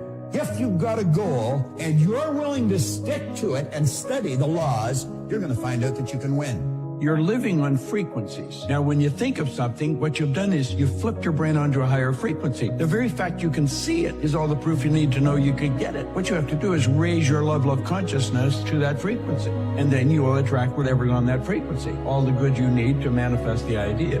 Any idea that's held in the mind, that's emphasized, that's either feared or revered, so it could be bad or good, will begin at once to clothe itself in the most convenient and appropriate form available. It starts to move into form. To manifest abundance quickly, try this powerful routine twice a day. Begin by closing your eyes, taking a deep breath, and saying, I am open to receiving abundance in all areas of my life. Visualize yourself surrounded by wealth, joy, and prosperity.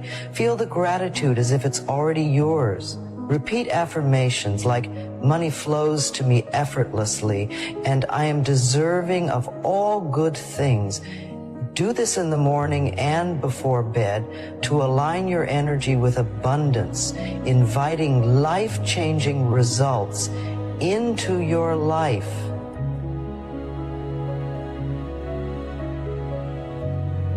If you understand the meaning of these 3 quotes, you'll be able to manifest anything you want. Number 1, our reality is the mirror of our thoughts. What we project within, we manifest without. Number 2, the strength of the mind is not in its knowledge, but in its ability to manifest the reality it desires. Number 3, we do not attract what we want, we attract what we are. The universe responds not to our wishes, but to our vibrations. The one point that all the great teachers, all down through history, have all agreed on, they've been in complete unanimous agreement on it, we become what we think about. A person who thinks all the time has nothing to think about except thought. But until you start believing in yourself, you ain't gonna have a life. Don't think you are. Know you are. This is the truth. If you can see it here, you can hold it here. Ask for what you want and be prepared to get it. You become what you think about most of the time. You get what you think about most of the time. What do you feel? You attract. What do you imagine? You create. If you can see it in your mind, visualize it, it must happen. That's a law of the universe. It's not becoming a millionaire that's important. It's the person that you must become in order to become a millionaire. You have to become a completely different person. You have to develop character beyond 99% of the people in the world. You have to develop honesty and discipline and quality relationships and the willingness and the ability to work and set priorities and all kinds of stuff. Let me tell you something. There is no nobility in poverty. I have been a rich man and I have been a poor man, and I choose rich every time. So you listen to me and you listen well. Are you behind on your credit card bills? Good, pick up the phone and start dialing. Is your landlord ready to evict you? Good, pick up the phone and start Does your girlfriend think you're a worthless loser? Good. Pick up the phone and start dialing. I want you to deal with your problems by becoming rich. Because at least as a rich man, when I have to face my problems, I show up in the back of a limo wearing a $2,000 suit and a $40,000 gold watch. Why don't you set a goal to become a millionaire? That for what it will make of you to achieve it. I wasn't high, wasn't wired, just clear. I knew what I needed to do and how to do it. If you decide that you will be poor, there's nothing I can do. You're gonna be poor. If you decide to be rich today, who gonna stop you? Who? You're creative. If you can visualize it, you can do it. It doesn't matter what it is. That's what Hill said. Anything the mind can conceive and believe, it can achieve. And I can describe it to you in one short sentence so you can understand it. Think and grow rich. Think and grow rich. If you decide you want to be rich, all you gotta do is start. We can grow into anything we choose because we build the idea, it becomes the nucleus, it controls our vibration, and that dictates what we attract to us. You gotta create dream boards. You gotta put the new car up on your mirror. Put the weight you wanna be on the refrigerator. If you can see it in your mind, you can hold it in your hand. That's the law of attraction. That's what you bring to you. Your mental attitude is important because it acts as a magnet which attracts to you everything, every circumstance which makes you what you are and where you are. What you think and what you believe is what will come true for you. Your thoughts create your life. It's that simple. And when we can get that, we can make enormous changes. Think and Grow Rich by Napoleon Hill. Foundation of this is anything the mind can conceive and believe it can achieve. Whatever the mind can conceive and believe, the mind can achieve, regardless of how many times you may have failed in the past or how lofty your aims and hopes may be. Whatever you send into the universe sends right back at you. And when it's coming back, that's your law of attraction. The difference between successful people and non-successful people is here. If you want to be successful, you have to change this. What makes it hard is your lack of belief that it can happen for you. The fact of it is, though, it's very doable. This decision is yours and yours alone. Do the thing, and you'll get the energy to do the thing. Just say, I'm going after it, I'm going to get it, and your present circumstances got nothing to do with where you're going. Get locked into your idea and stay in that vibration regardless of what's happening. When you do that, it will attract to you all things requisite to the fulfillment of that picture, and it'll attract it by the harmonious vibration, the law of attraction. If you wish to keep on the beam that leads to success, be sure that you give Cosmic Habit Force a thought pattern based on the things you want most in life, and it will do the rest. What we give out, we get back. And what we believe about ourselves becomes true for us. Our thinking creates our experiences. There is a law of thinking like everything else, like all of nature. There is a universal energy or law of mind or subconscious mind, whatever you want to call it. But to me, it means the power that is within me and around me transforms my thoughts into experiences. Every thought we think and every word we speak is creating our experiences. And it's almost as though every time you think a thought or you speak a word, that universal intelligence or energy is listening or responding to what you are thinking or believing or saying. Whatever we choose to believe becomes true for us. I ask not for more riches, but more wisdom with which to make wiser use of the riches you gave me at birth, consisting in the power to control and direct my own mind to whatever ends I desire. $1 million isn't cool. You know what's cool? $1 billion. That clip we played there, what was it, that 2013? I said to my dad when I said, listen, by the time I'm 25 years old, I'm going to be a self-made millionaire. And he laughed at me. There's no one laughing at me now. I tell you that much. See this? This is energy too. If you get on the frequency this is on, you can't stop it coming. Success is not something you chase. It's something you attract by the person you become. So act as if It's not pretending, it's preparing. We cannot attract anything in our life we feel separate from. We always desire things, we always want things, but when we're in the creative process, we cannot create from the lack of not having it. We have to create from the feeling of having it. A person now who's in that state where they're feeling like the event has already happened, they no longer want it. Because that feeling, the emotion of it, you only look for it when you experience lack. If you feel like it's already happened, you're no longer separate from it. And so feeling that emotion somehow starts to draw things to us, and now we're not having to do anything. Things are starting to come to us. That's the synchronicities, that's the coincidences, that's the opportunities. We're not doing anything, they're coming to us. When you know what you want and you make a committed decision, you are on an exciting trip. See, when you see yourself as what you want, you put your mind on the frequency that it has to be on, and you're going to attract everything you need, and you'll get it right on schedule. Not when you want it, probably. You'll get it as you need it.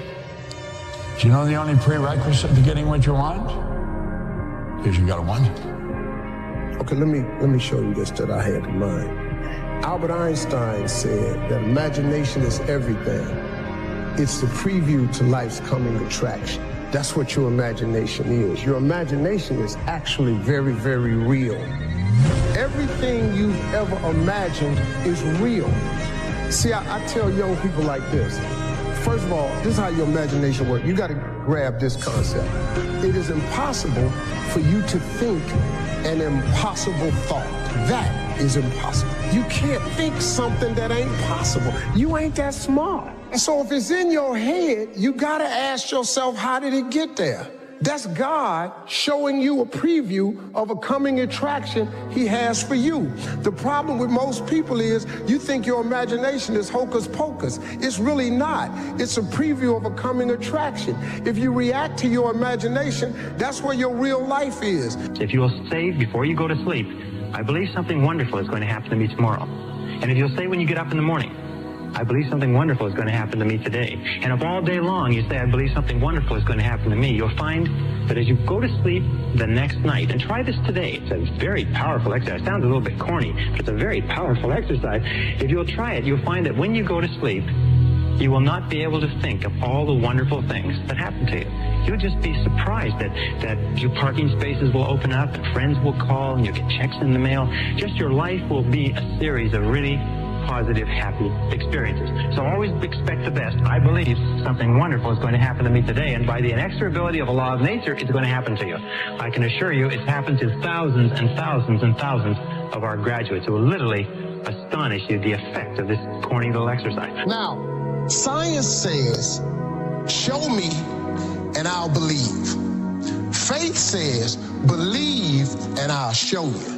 Be very clear on what it is that you want. Spend 5 minutes sitting down and visualizing those things being true, and then give gratitude for that. Like, see it, feel it in your body, taste it in your mouth, hear it in your ears. Completely immerse yourself in that for 5 minutes, longer if you can, and then just be so grateful for all of that. Essentially what you're doing is moving your brain from a fear state to a trust state, and that is the gateway to making these changes. What you hold in your mind on a consistent basis is exactly what you will experience in your life. Think abundance, feel it, and the universe will mirror it back to you. When your desire is strong enough, you will find the way.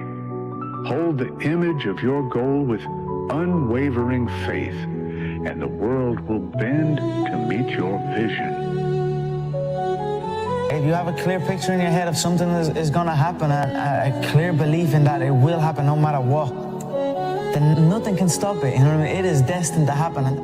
Like attracts like. You have to understand, you are a magnet. Whatever you are, that's what you draw to you.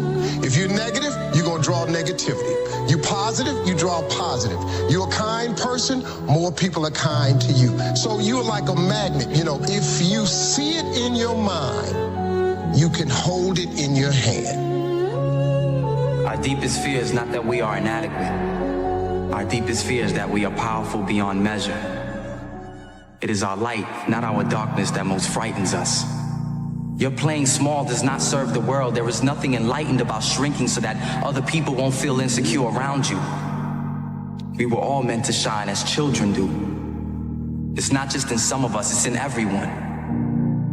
And as we let our own light shine, we unconsciously give other people permission to do the same, as we are liberated from our own fear.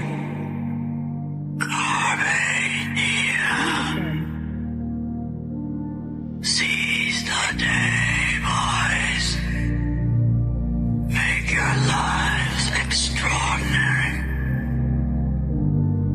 When you stop thinking, there's a wonderful thing that happens in the brain when we become nobody, no one, no thing, nowhere, no time. That's the moment where we shut the mechanism down of thinking, and by focusing on nothing, on space, there's a recalibration of the nervous system back to more order, back to more wholeness, back to more oneness.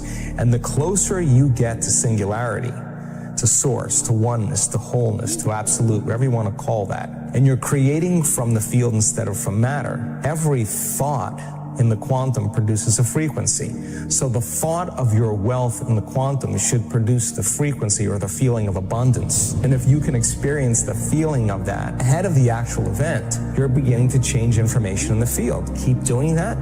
Thought objectifies and conditions reality. So you create a thought form, and in time, all of a sudden, you start having these synchronicities and these outcomes in your life. Gosh, it's so sad when somebody is in the right country and they got the wrong philosophy. Let me give you some examples on philosophy that can get you from $5 an hour to $6 an hour. Here's number one. Wait for the government to change the minimum wage. If you wait long enough, sure enough, the government will change the minimum wage, let's say to $6 now. You say yes, but how long will it take? Answer, I'm sure much longer than you want to wait. Here's number two. Wait for the company to pay you $6 an hour. How often is the review? 6 months, 1 year, let's say you don't make it. Second year, say, well, that's a long time to go from 5 to 6. It is a long time. Here's the third philosophy. We call it the philosophy of demand. Using the philosophy of demand, you cannot get rich. I demand $6 or I won't work. Now, if you're by yourself, this is a risky philosophy. If you've got 1,000 people now to take with you to the company and say, all 1,000 of us will not work unless we get $6, now you might have a chance. The philosophy of demand only works by collective bargaining. So you can't get rich by demand. Here it is, the philosophy of performance. I will perform so well that the company would easily be justified in paying me $6. These are philosophies to follow. Your income is determined primarily by your philosophy. You don't have to be great to get started, but you have to get started to be great. There are things that you're going to be able to do that eye has not seen, ear has not heard. There are things that you have in you that you don't even know, but until you get outside of your comfort zone, you will never discover it. You have something special. You have greatness within you. But in order to manifest your greatness, you've got to put yourself in a perpetual state of discomfort. Yes, you've got to challenge yourself. You've got to raise the bar on yourself. You've got to get busy. You've got to work your plan. Even if you've got a job right now, you've got to work yourself out of it. You've got to have an exit date where you say, hey, I've had it. It's time for me to do me, to pursue my dream, to work my plan, to implement the things that I want for myself and for my family and for my kids. And what is your legacy? What do you want to do for yourself? You can have, do, or be anything you want if you controlled your mind. The law of attraction is basically saying whatever you focus on with energy and repetition is what you're going to tend to bring into your life. Most people don't realize that their thoughts are in the toilet. There are things like, I'm not good enough, it's not going to work out. All of these kinds of negative thoughts keep people shut down. They don't go for their dreams. What the law of attraction is teaching people is that you have a choice. You can change your thinking. Start to generate what you do want to think. And this is where things like affirmations, positive thinking, positive statements, instead of saying I'm not good enough, begin to say I am good enough. A reticular activating system in the brain responds to repetition, imagery, and emotion. Aim where you want to go by choosing what you want, getting an image of what you want, fueling it with passion and love. Then you can start to create it almost organically and automatically. How do you connect these? If you can see it here and you have the courage enough to speak it, it will happen. So A lot of times people believe in certain things, but they keep to themselves. They don't put it out there. If you truly believe in it, if you become vocal with it, you are creating that law of attraction and it will become reality. If you see it in your mind, you can hold it in your hand. The thoughts we think and the words we speak are constantly creating our future. Our beliefs shape our life. Ask, believe, receive. Success begins in the mind. Whatever you can clearly imagine, ardently desire, and firmly believe, you can bring into your reality. Have you ever asked yourself what differentiates the winners from the masses? Well, I have. I've researched the subject now for over a quarter of a century, and I have found that the winners are aware of a certain place within. It's referred to as the higher self. And in this higher self, there's an image of perfection, which is forever attempting to express itself in a greater way. When the winner wants to turn their dreams into physical realities, they call on this higher self. And they set about and change the world, not just for themselves, but for everyone in it. It's a choice. It's a matter of the heart. That your mindset could change your whole atmosphere. That you can turn your mess into a message and your test into a testimony. Any thought, plan, goal, or idea that you hold continuously in your conscious mind and that you intensely desire must be brought into reality by your superconscious mind. If you can hold it continuously, if you can emotionalize it, if you can visualize it in your conscious mind, the superconscious mind will begin to organize the entire universe of experience around you to draw into your life the people and circumstances necessary to make that idea come true. Write everything you imagine down. Write it all down. Pray about it and watch what happens. You got to start believing in your imagination. But you have not because you ask not. So if you see the vision, but you don't ask God for it, what you want him to do? He showed it to you. Faith without works is dead. So now you got to put in work. It's a law of the universe called the law of abundance, the law of attraction. You can have anything you want once you know what it is.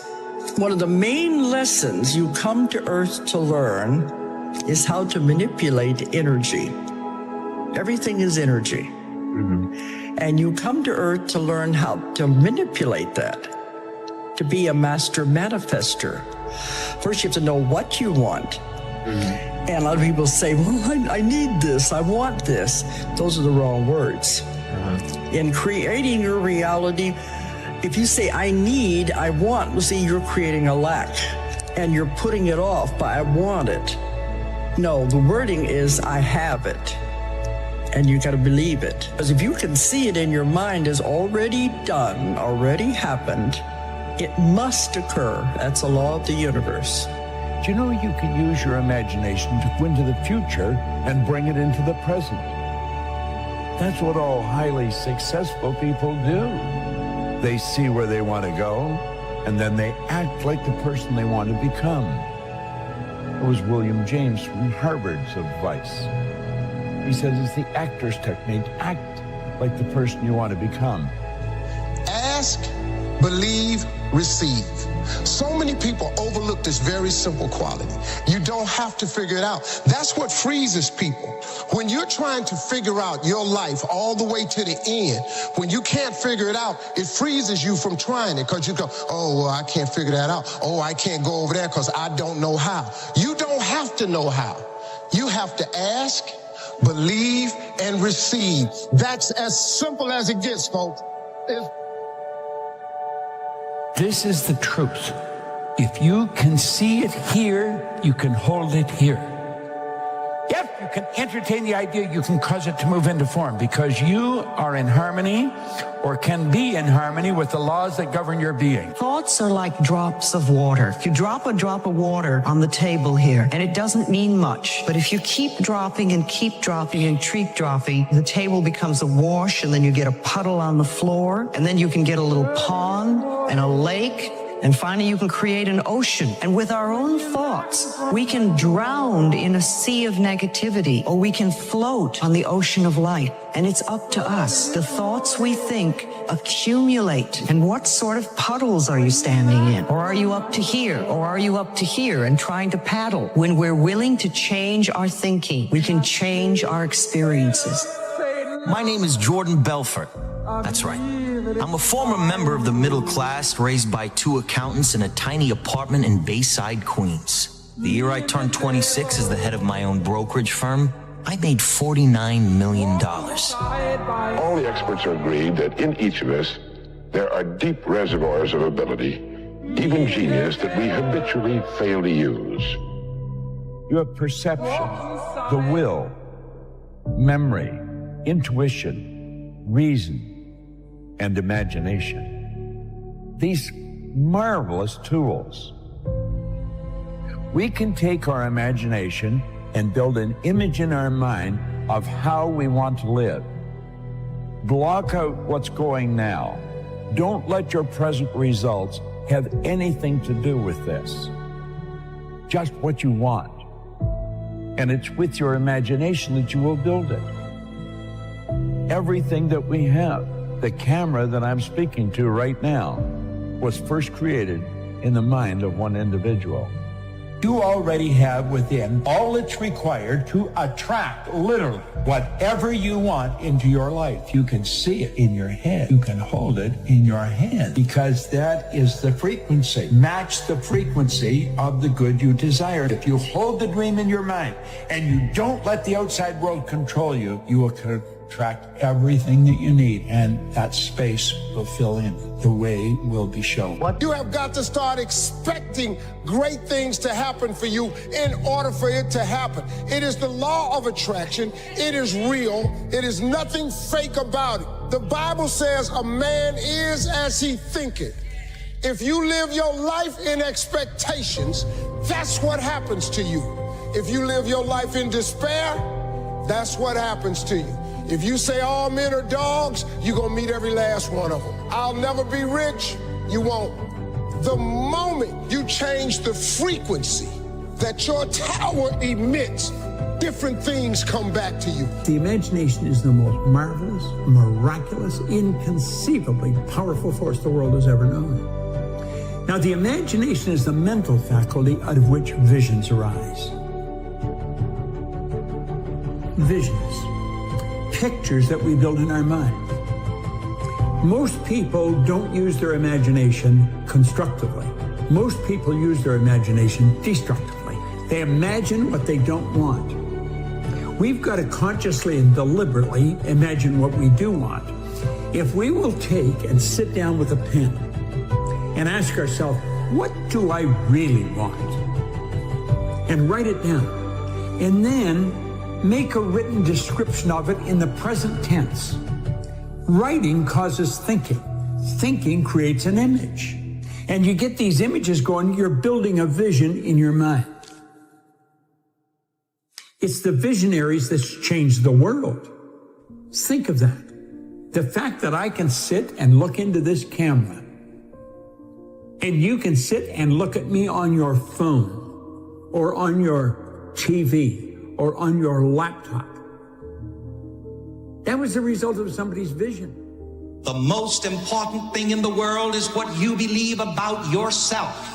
That's the most important thing. Your entire experience is fabricated out of what you believe about yourself. You know, I used to get down on my knees and pray all those nice little Sunday school prayers for years, trying to get a God in the sky to do something for me. And I didn't get very much until I learned that God wasn't working for me from up in the sky, but God is working for me from within my very own mind. And the verse of scripture brings this out. Be you transformed how? By the renewing of your mind. Now, the estimates by the experts in this field are that most of us are using somewhere around 5% of our real potential. Some experts say as little as 1%. If you talk all the time, you'll never hear what anybody else has to say. And therefore all you'll have to talk about is your own conversation. The same is true for people who think all the time. That means, when I use the word think, talking to yourself, subvocal conversation, the constant chit-chat of symbols and images and talk and words inside your skull. Now, if you do that all the time, you'll find that you've nothing to think about except thinking. And just as you have to stop talking to hear what others have to say, you have to stop thinking to find out what life is about. And the moment you stop thinking, you become into immediate contact with what Korzybski called, so delightfully, the unspeakable world. The most ordinary sights and sounds and smells. The texture of shadows on the floor in front of you. You're going to realize it one day. That happiness was never about your job or your degree or being in a relationship. Happiness was never about following in the footsteps of all of those who came before you. It was never about being like the others. One day you're going to see it. That happiness was always about the discovery, the hope, the listening to your heart, and following it wherever it chose to go. Happiness was always about being kinder to yourself. It was always about embracing the person you were becoming. One day you will understand that happiness was always about learning how to live with yourself, that your happiness was never in the hands of others.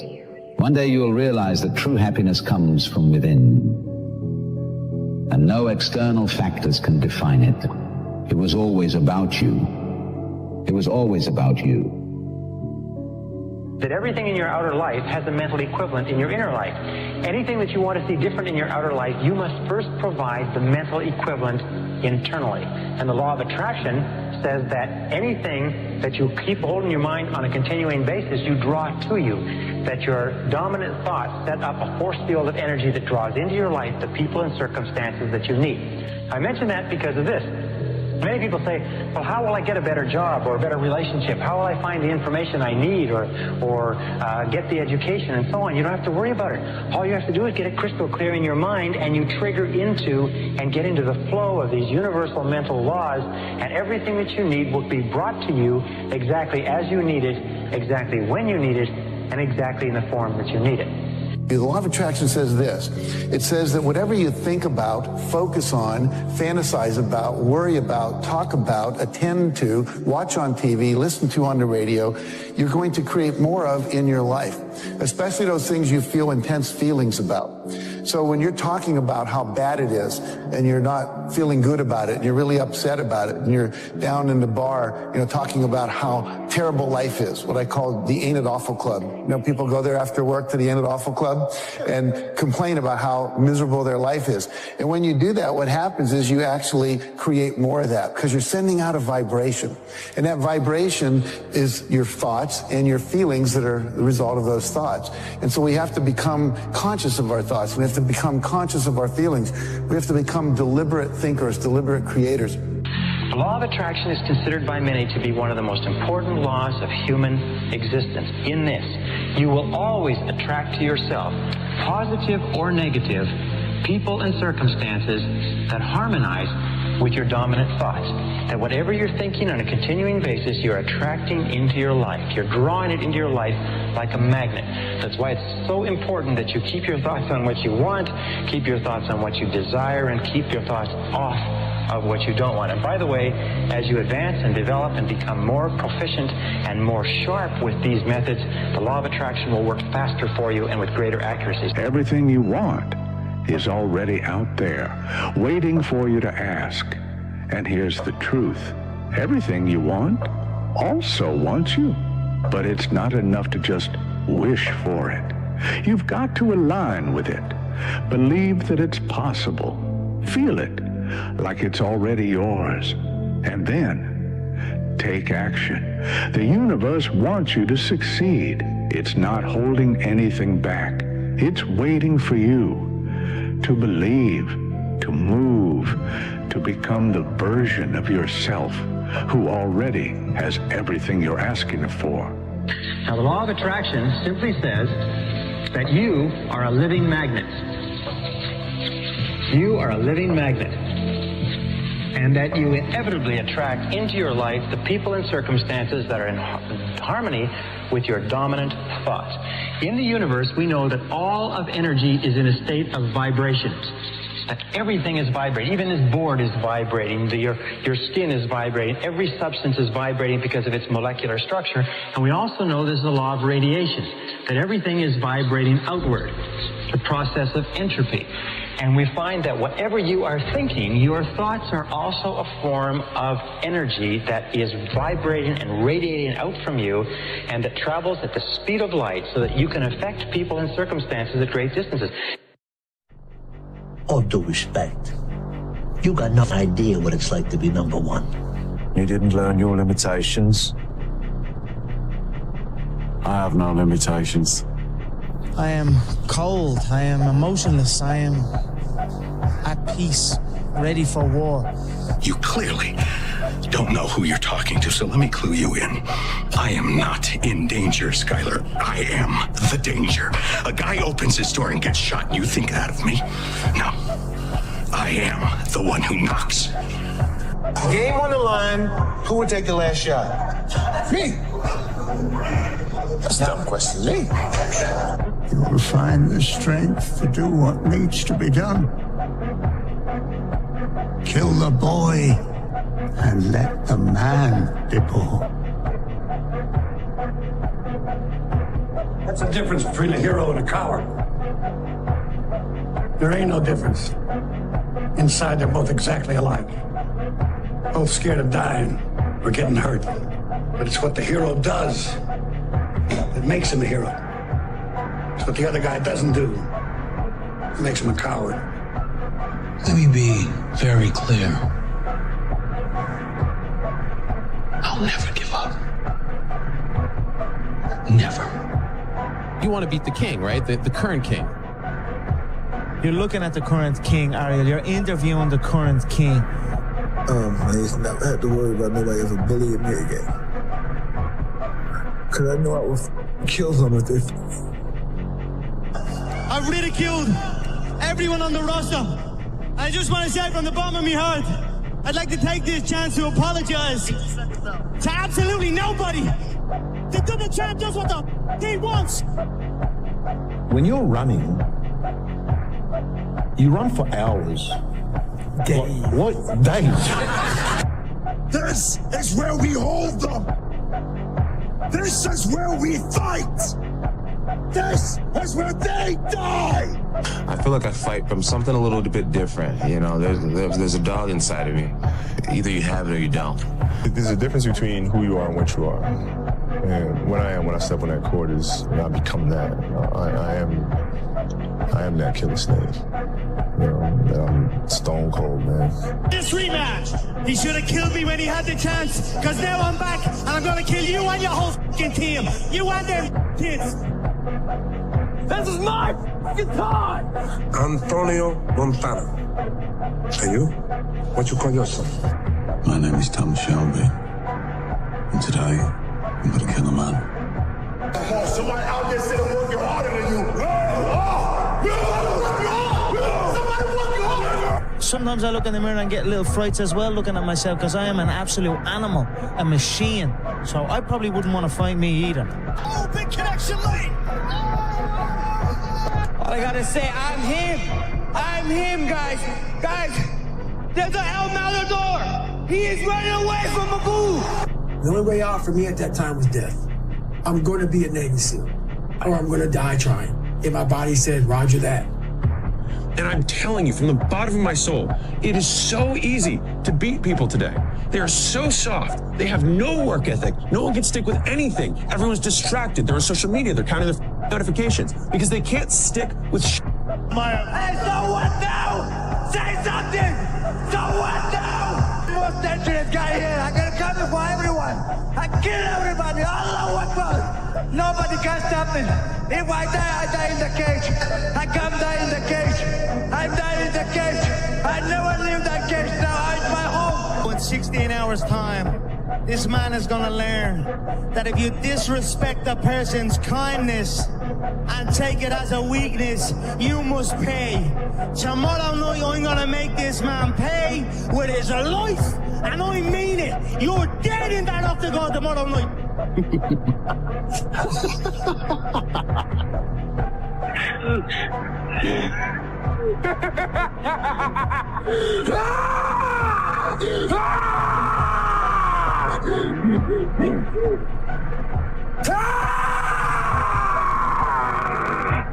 You can't touch me, you're not man enough. Come on, you bitch. You're scared coward. You're not man enough to f with me. You can't last 2 minutes in my world. Look at you scared now.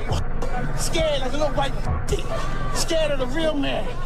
I wish they would let me next door so I could spit in your face. When I say I am God, you think I'm joking or not? I'm not joking. When I come on the field, I feel like that. I feel untouchable, and I feel I will smash everyone that comes in my way. A big challenge or big pressure is like a fire. It's like a raging fire. Either you can allow this fire to consume you and just take you over completely, or you can gain control of this fire and harness it, and you blow it right at your opponent. I built it. Me. Brick by brick. And I'll be damned if I let you tear it down just because you don't like the way another nigga talk. He's the biggest man I've ever seen. I wouldn't want to fight him. That's why no one will remember your name. Yesterday I give you slab, Artyom, I give you slab. You eat this like a woman, like a baby. What happened now? Something changed? Or you with 30 people? Let me know, and that's it. For you, this one for Connor, like this. Let me know, and that's it. But could you lose if you lose this fight? I'm not gonna lose. You say that in the last minute of the second. I am not gonna lose. Did you hear what I said? Thank you. You want to know the problem, my friend? The problem is a lot of people out there are afraid of the work. They're scared of the work. But that's okay, because they can give all that work to us. They don't know the outcome of work, my friend. You get stronger. You get better. You get more developed. You never quit. You never give up. You persevere through the work. That's all right. They can give all that work to us. What, a vertebrae or what portion? Spinal. Accept the pain. Smile at the pain. Embrace the pain. Zbogam. Pain is the gatekeeper of destiny. Pain is there to ask you one simple question. Do you really want... That trembling in bones. He's the Homo sapien, I'm the Homo superior. Know this. I don't know when it's gonna come, but it's gonna come. And when it comes, bam, baby, good night.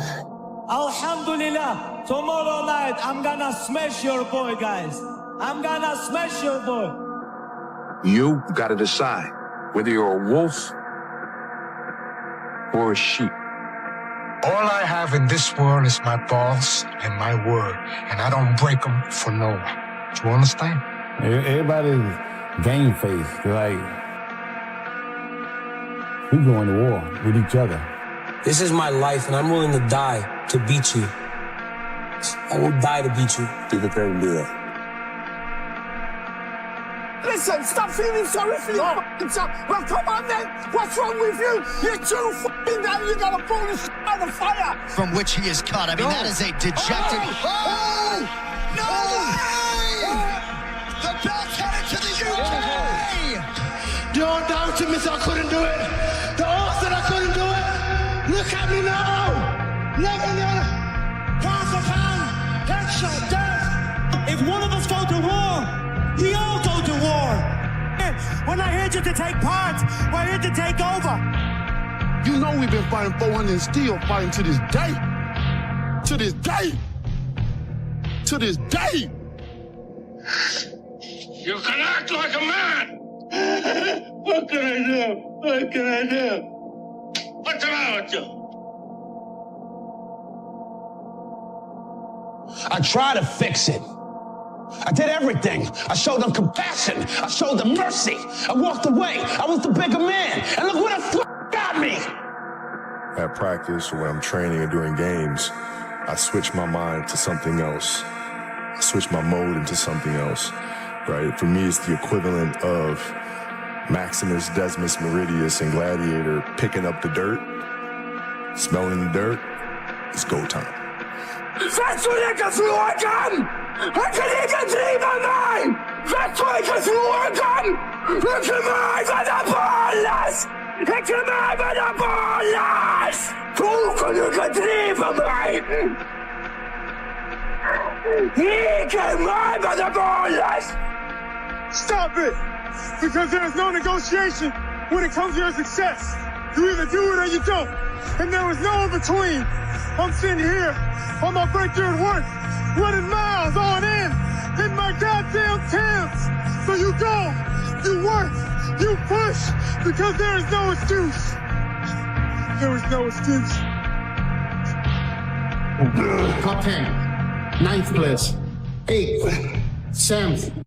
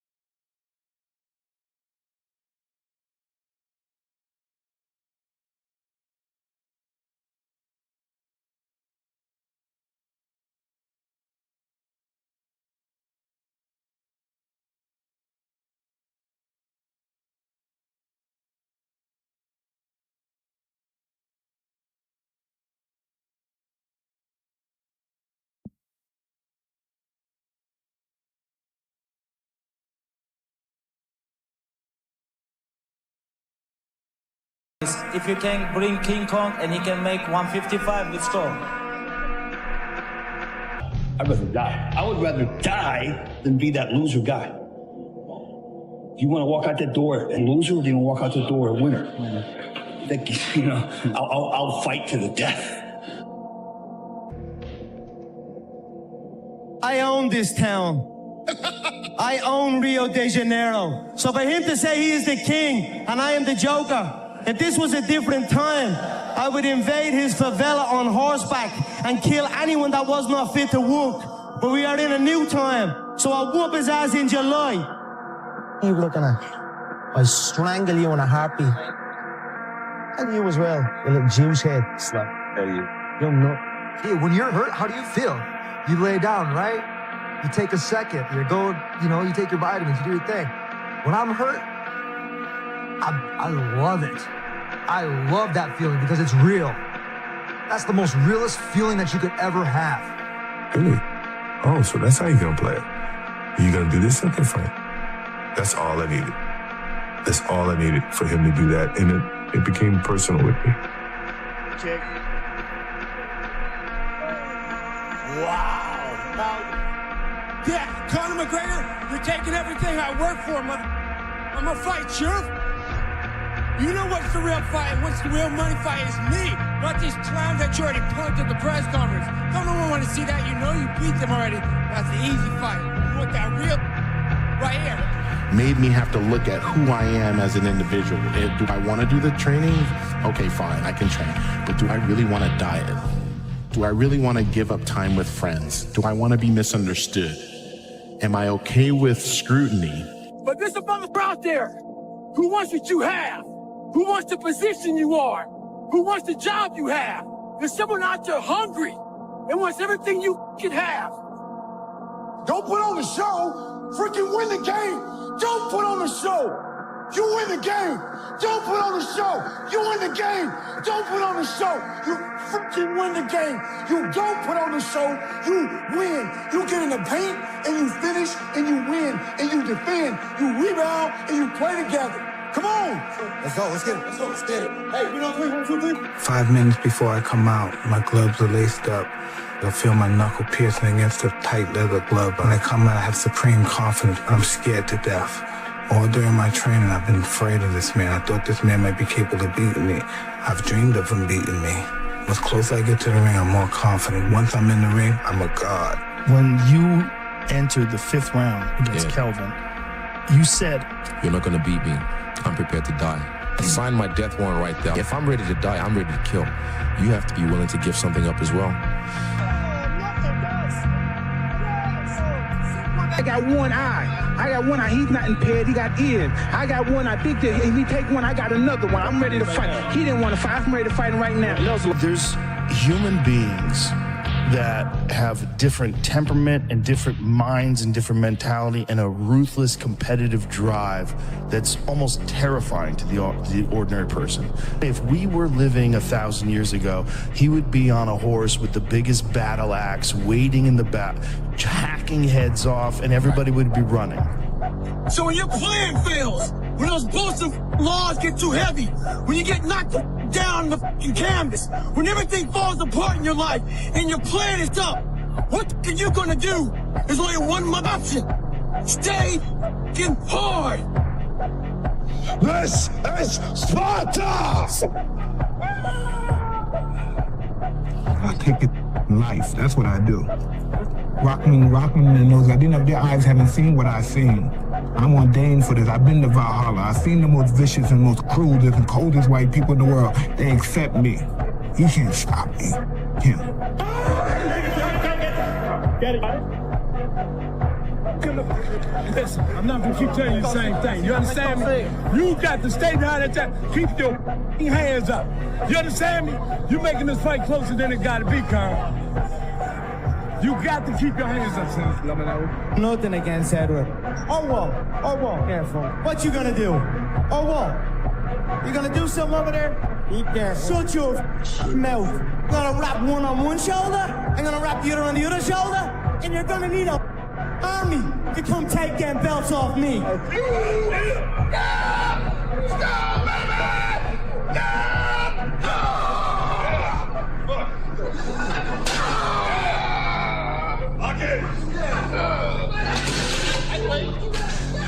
And my grassroots background, we don't back down from anyone. And that's what got me in trouble. I don't play games. I don't kiss anyone's ass.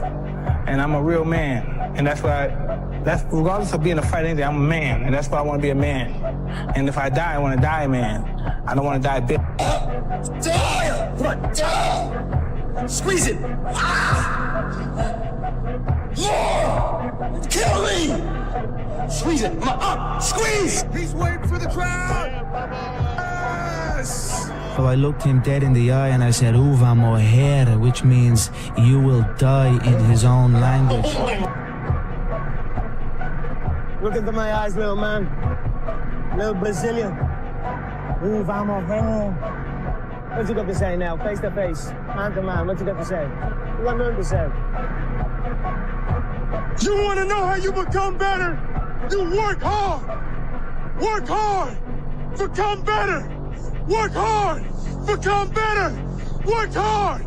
Become better. Work hard. Become better. Work hard. Become better. Work hard. Become better. Work hard. Become better. Work hard. Become better. Work hard and become better, my friend. A lot of people, when they think about working out, they think of it as being a physical thing. Right, no. I saw working out as a way for me to build calluses on my mind. I had to callous over the victim's mentality. So I always equated training to mental toughening. You be that warrior in that garden. All right? And you stand strong. You be a strong man. You be a good man. And you just let the world rage around you. Are you a good guy trying to be bad, or are you a bad guy trying to be good? I think I am a bad guy that's trying to be good.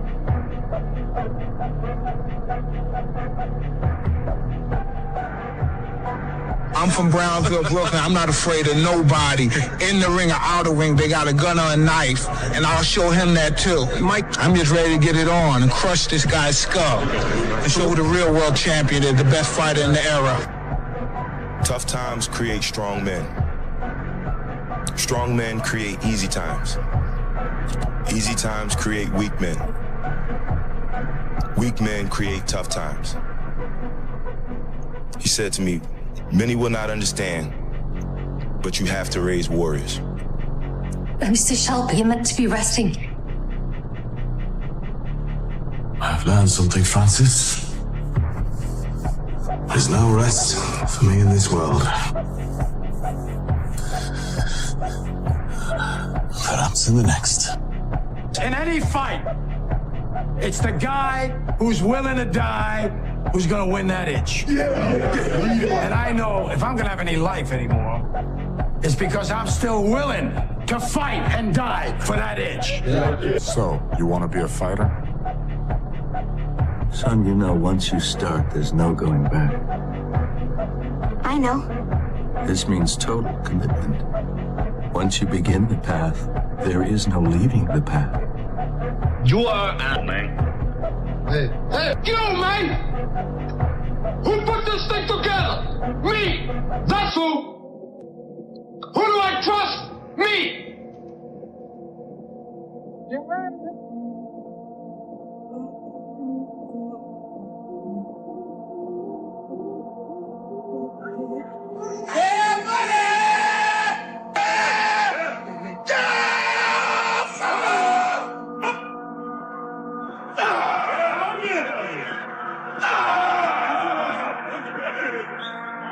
Shut your mouth, you'll do nothing. You'll do nothing. Not one of you'll do nothing. Get the out of here. Get the out of here.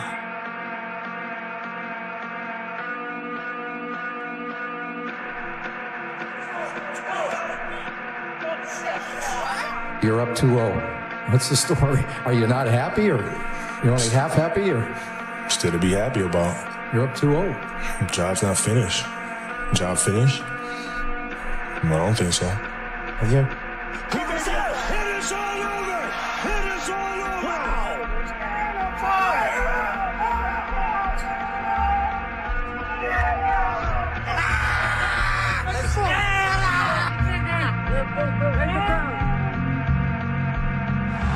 Why? Why? Because we f***ing can. Because we f***ing can. And if we can, we do. We don't care what you look like. We don't care who you voted for, who you worship, what you worship, who you love. It doesn't matter if your dad left you millions when he died or if you knew who your father was. We have been honed into a machine of lethal moving parts that you would be wise to avoid if you know what's good for you. We will not be intimidated. We will not back down. We've seen war. We don't want war. But if you want war with the United States of America, there's one thing I can promise you, so help me God. Someone else will raise your sons and daughters. Damn, man, what the hell are you doing? This guy will knock you on your ass. Come on, Rock, it's not a game. You want to live in the hospital for 5 weeks this time? He's hooking. He's hooking. Damn, Rock, come on! What's the matter with you? Tomorrow. Let's do it tomorrow. There is no tomorrow. There is no tomorrow. Not by you, anyway, you little fool, whoever you are. Exactly, tell that to shut his mouth. Start bringing in money. Listen to me, you cracker motherfucker. Listen to me, okay? If I don't have that money in 24 hours, I promise to God that I will devote every second I have on this green earth to making sure you and everybody you care about suffers. Okay, 10 hours, you own nothing, you got nothing. You want a Chivano on every corner, man, looking after you, watching everything you do, everything you say, man? On the way we go! Eddie Hall lifts the half Tom. His question is, what are you talking about? That's his question. Let him up there talking. Say it like it is, you're blessed. You're blessed that I chose you. You're blessed that I chose to whoop your ass next. That's feel. Hey, I'm not surprised, motherfucker.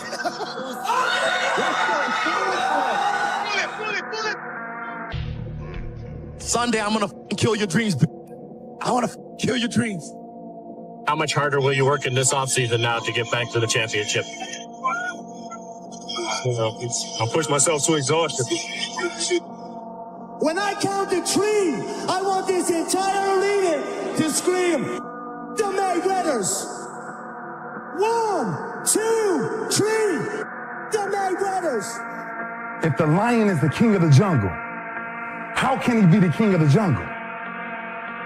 If he's not the biggest, the elephant is probably one of the biggest. Why did, I'm laughing nervously, you really felt that way? Yeah. How did you get yourself into a frame of mind where you wanted to kill them? So would you sit and think about it before a fight? Think about the guy you were fighting? Absolutely. The more you hurt them, the higher you go in life. The more you hurt them, the more people love you. Listen to me, my friend. When everything else fails, don't give up on you.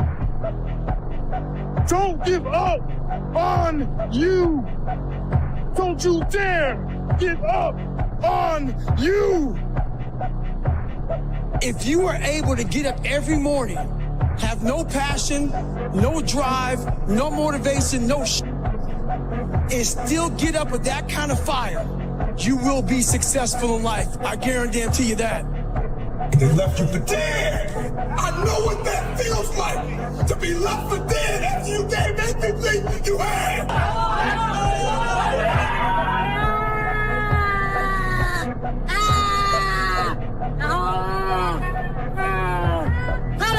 Coming. Tell him I'm coming. Those who have swords and know how to use them, but keep them sheathed, will inherit the world.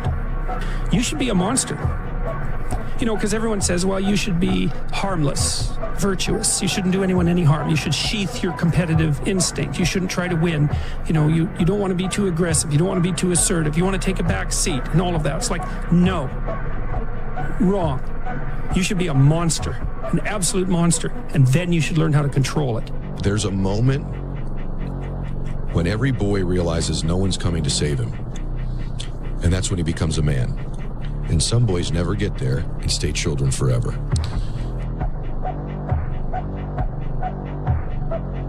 Who are you on those f***ing days when all hell's broke loose? Your body's f***ed up. Your sword, You're depressed. You're miserable. You might be getting bullied. You might be falling behind in life. Who are you on those days? When shit's all f***ed up. That's the great divide. Those people who get up on those days, when everything's f***ed up and still grind, that's the separator right there. Stay hard. There's the tap. Still undisputed. Khabib Nurmagomedov. What, you gonna do something about it? What you gonna do? I'll do something about it. Well, do something then. Do something then, you. Do something then, you. To the king, he said, King, I can't fight your fight. I got to fight my fight.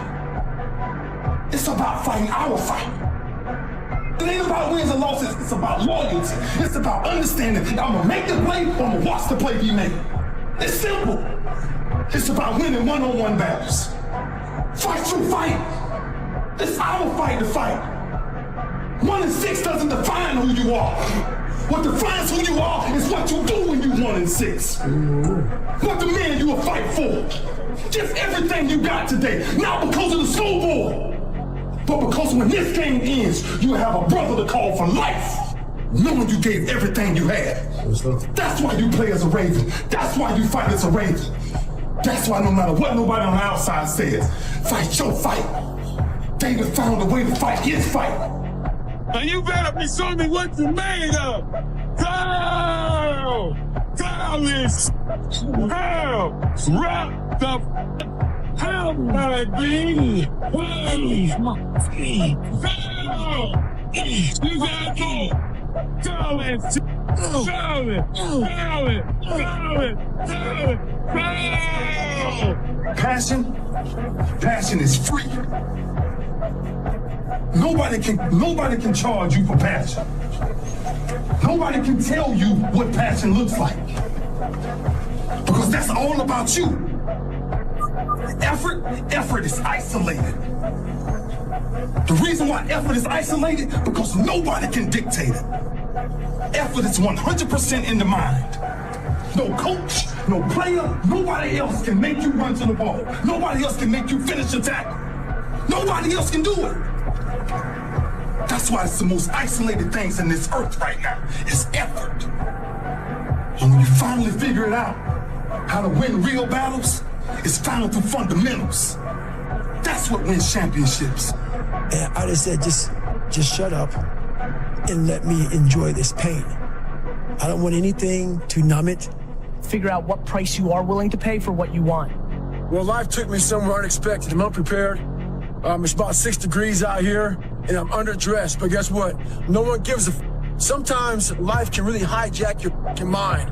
When that happens to you, you're off up. Your goals, your ambitions, everything is out the f***ing window. In life, we all go through different things. Sometimes your girlfriend or boyfriend breaks up with you. Guess what? Get the f*** over it. They no longer want you. Maybe you failed a test in school. You worked your ass off. Guess what? You failed the f*** test. Get over it. Move past it. Learn to not let life hijack your brain. At work, you've been working your ass off for that new promotion. You don't get it. Someone else does. Maybe they kiss better ass than you do. Guess what? Get over it. Life will hijack your mind if you let it. Don't allow all these things to make you a lesser person. You must own your mind. Don't let life own yours. Get after it. Stay hard. Over it. They no longer want you. Maybe you failed a test in school. You worked your ass off. Guess what? You failed the test. Get over it. Move past it. Learn to not let life hijack your brain. At work, you've been working your ass off for that new promotion. You don't get it. Someone else does. Maybe they kiss better ass than you do. Guess what? Get over it. Life will hijack your mind if you let it. Don't allow all these things to make you a lesser person. You must own your mind. Don't let life own yours. You have no idea who the f*** I am. We have a responsibility and a duty to be fathers, not to just make babies. And you can't expect any good to come to you if you don't visit any good on your son or your daughter. To think I am the best guy out there. I don't care if LeBron's playing. Hey, nigga, you banging on my door like you the motherfucking police. Bowl them up. Yeah, I ain't nobody unless you buying. You know who I am? Shit, my bad, I got you. We looking for 2 girls. One of them might have had this sweatshirt on. Where they at? Shit. Let me find out y'all up here tripping over some bitches, man. Come on. Game, he asked you a question. What you want? To give you a choice. See, you're in my house, fatso, and you didn't ask permission. So you and your friends can leave now, or they can carry your fat out in a bucket. Now I'll count to 3. Do you know who you're talking to? 1, 2. When at 1 o'clock in the morning, know one thing. I was grinding. Stay hard. Titanium, awaiting, demanding, undisputed UFC light heavyweight champion of the world, John Bordeaux.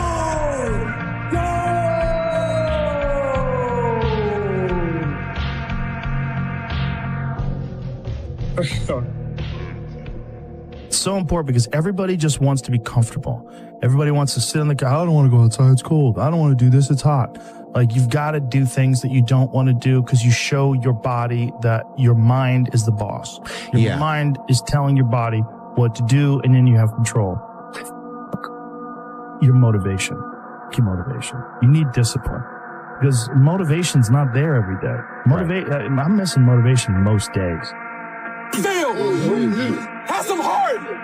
Everyone wants this to be great, but no one wants to put the work into it. So they're just a wannabe. No one wants to be more than that, because a wannabe into a wannabe more calls effort, action, to do something with your life, calls the nails and the bolts and the tools to come out and get turned on, the sweat equity dripping and believing in something. Everyone else is like, oh, I'm so sorry for this. It looks bad. This is a transformation, guys, into greatness. Just like your body, you come in here, the gym, you're dying, man. It's hurting, it's just like you're sore the next day. You got that DOMS effect going on, and it's like, oh my God. But you believe in the process, you continue the journey. And what happens is it starts to become alive. It starts to take fruition. You see it. You go from weak to strong, from fat to thin, from soft to hard. The transformation in between, no one wants to look at. You got to signs. You got to apologize for making yourself better. Who the f is believing that? You ain't no boy no more. This ain't no base. This ain't no, I want to go party. You've given up that right when you had kids. Hey, party's over with out of time. Got time to be partying no more. Now it's time to create a legacy now. You had your fun. Now get to work. Now build a legacy. I'm gonna raise him to be a man. You don't wear nobody else's name. They eating off of that. Your family ain't gonna eat off that. You gonna get a check. We building money for generations to come. You don't work for nobody else. I didn't put you in school to go get your best talent to some other man. I put you to work for this legacy. You work for your family. You don't got no options. You don't work nowhere else. You don't work for nobody else. You work for your mama. You work for your sister. You work for your aunts. You work for your grandma. You work for your family. You work for your kid. No doubt, doubt should be eliminated. You should be a doubt annihilator. You should be an annihilator of doubt. You kill people in the ring, you should kill doubt in your mind, and in your soul and your heart. Kill it. It's dead. Fight it every day because it's going to be hard. It's not going anywhere. Every giant in your life, slay him. You go back and slay him. Don't kill him, slay him. Step up to the plate. Who got next? Who else wants some? You're not in here to get an achievement. You're in here to pay your f***ing dues, so later in life you never wonder what if. We're putting the work in now, so we never wonder what if. Not run by the clock. Our competition's f***ing asleep right now. We're getting ahead of that competition. I love war. I love the act of war. I love the players in war. I love the philosophy of war. I'm invincible. I'm a savage. I'm ferocious. I'm the smartest savage. The one mentality that you must have in life is that regardless of what's in front of you, you still must grind. I don't want to do half that I do, but still I grind. And that one day, you see me down a dark alley, I don't want to see a smile on that face after the game. The ultimate disrespect is when somebody takes what's yours. And this is our game. It's our time. And it's the guy's trying to take it from us. Somebody out there said working harder than you.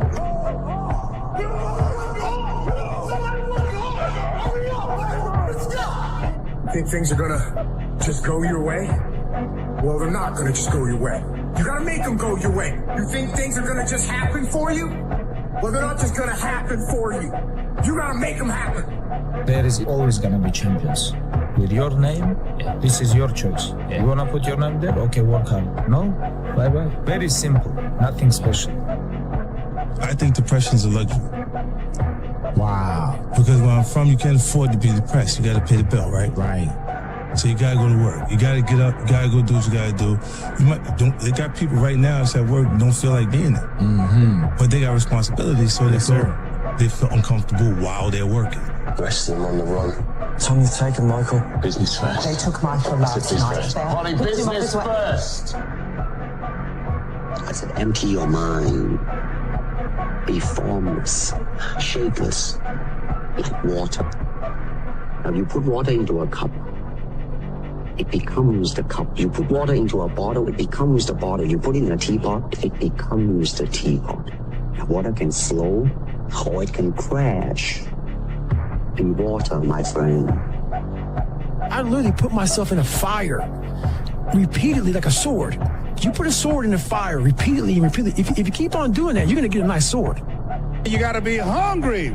People that are hungry are willing to do the things today others won't do in order to have the things tomorrow others won't have. People that are hungry believe, always strive to get on top in life because it's the bottom that's overcrowded. A real man in the dark, when nobody's watching, he putting in work. A real man, when coach ain't even watching, he's studying film on his own because he loves the process. If you will be a champion, if you will be a beast, you're going to have to go through something. Ain't nobody going to hand you nothing. Ain't nobody going to hand you no champion, phenomenal or be forgotten. 1, 2, 3. Be phenomenal, be forgotten. 1, 2, 3. Be phenomenal. Don't even come close. Do not give up. Do not feel like you're tired. When you tired, think of last year and think of that record. Every time I get tired or I think I can't go no more, I think of that record. That ain't us. We can make it. We gotta believe. We gotta be mentally strong. When we tired, look across the field and see how tired they are. That should give you more effort. Be like, I'm gonna beat his ass. I'm gonna get fundamentally strong. Everybody's great when they're not tired. The champions is when they tired, that's when the real champions come out. That's when that real dog come out. Because if you go piss like a puppy, stay on the porch.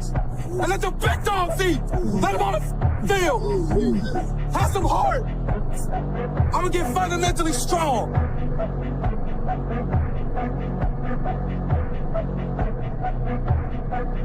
You tell me good luck. I don't need luck to perform. I decide when to perform good. I am in control. Those things doesn't change me. I change my own game. You need to put yourself on punishment. You need to tell you no more TV. No more alcohol, not right now. You need to tell you that you owe you something. Stop going back to, you keep going to the mall with the receipt. This is what y'all said it was. Well, you didn't do what you were supposed to do, so how am I gonna do what I'm supposed to do for you? If by any measure, I'm a monster. You are the devil. There is no nobility in poverty. I have been a rich man and I have been a poor man, and I choose rich every time. So you listen to me and you listen well. Are you behind on your credit card bills? Good, pick up the phone and start dialing. Is your landlord ready to evict you? Good, pick up the phone and start dialing. Does your girlfriend think you're a worthless loser? Good, pick up the phone and start dialing. I want you to deal with your problems by becoming rich. Because at least as a rich man, when I have to face my problems, I show up in the back of a limo wearing a $2,000 suit and a $40,000 gold f***ing watch. I beat you after a weekend of cocaine.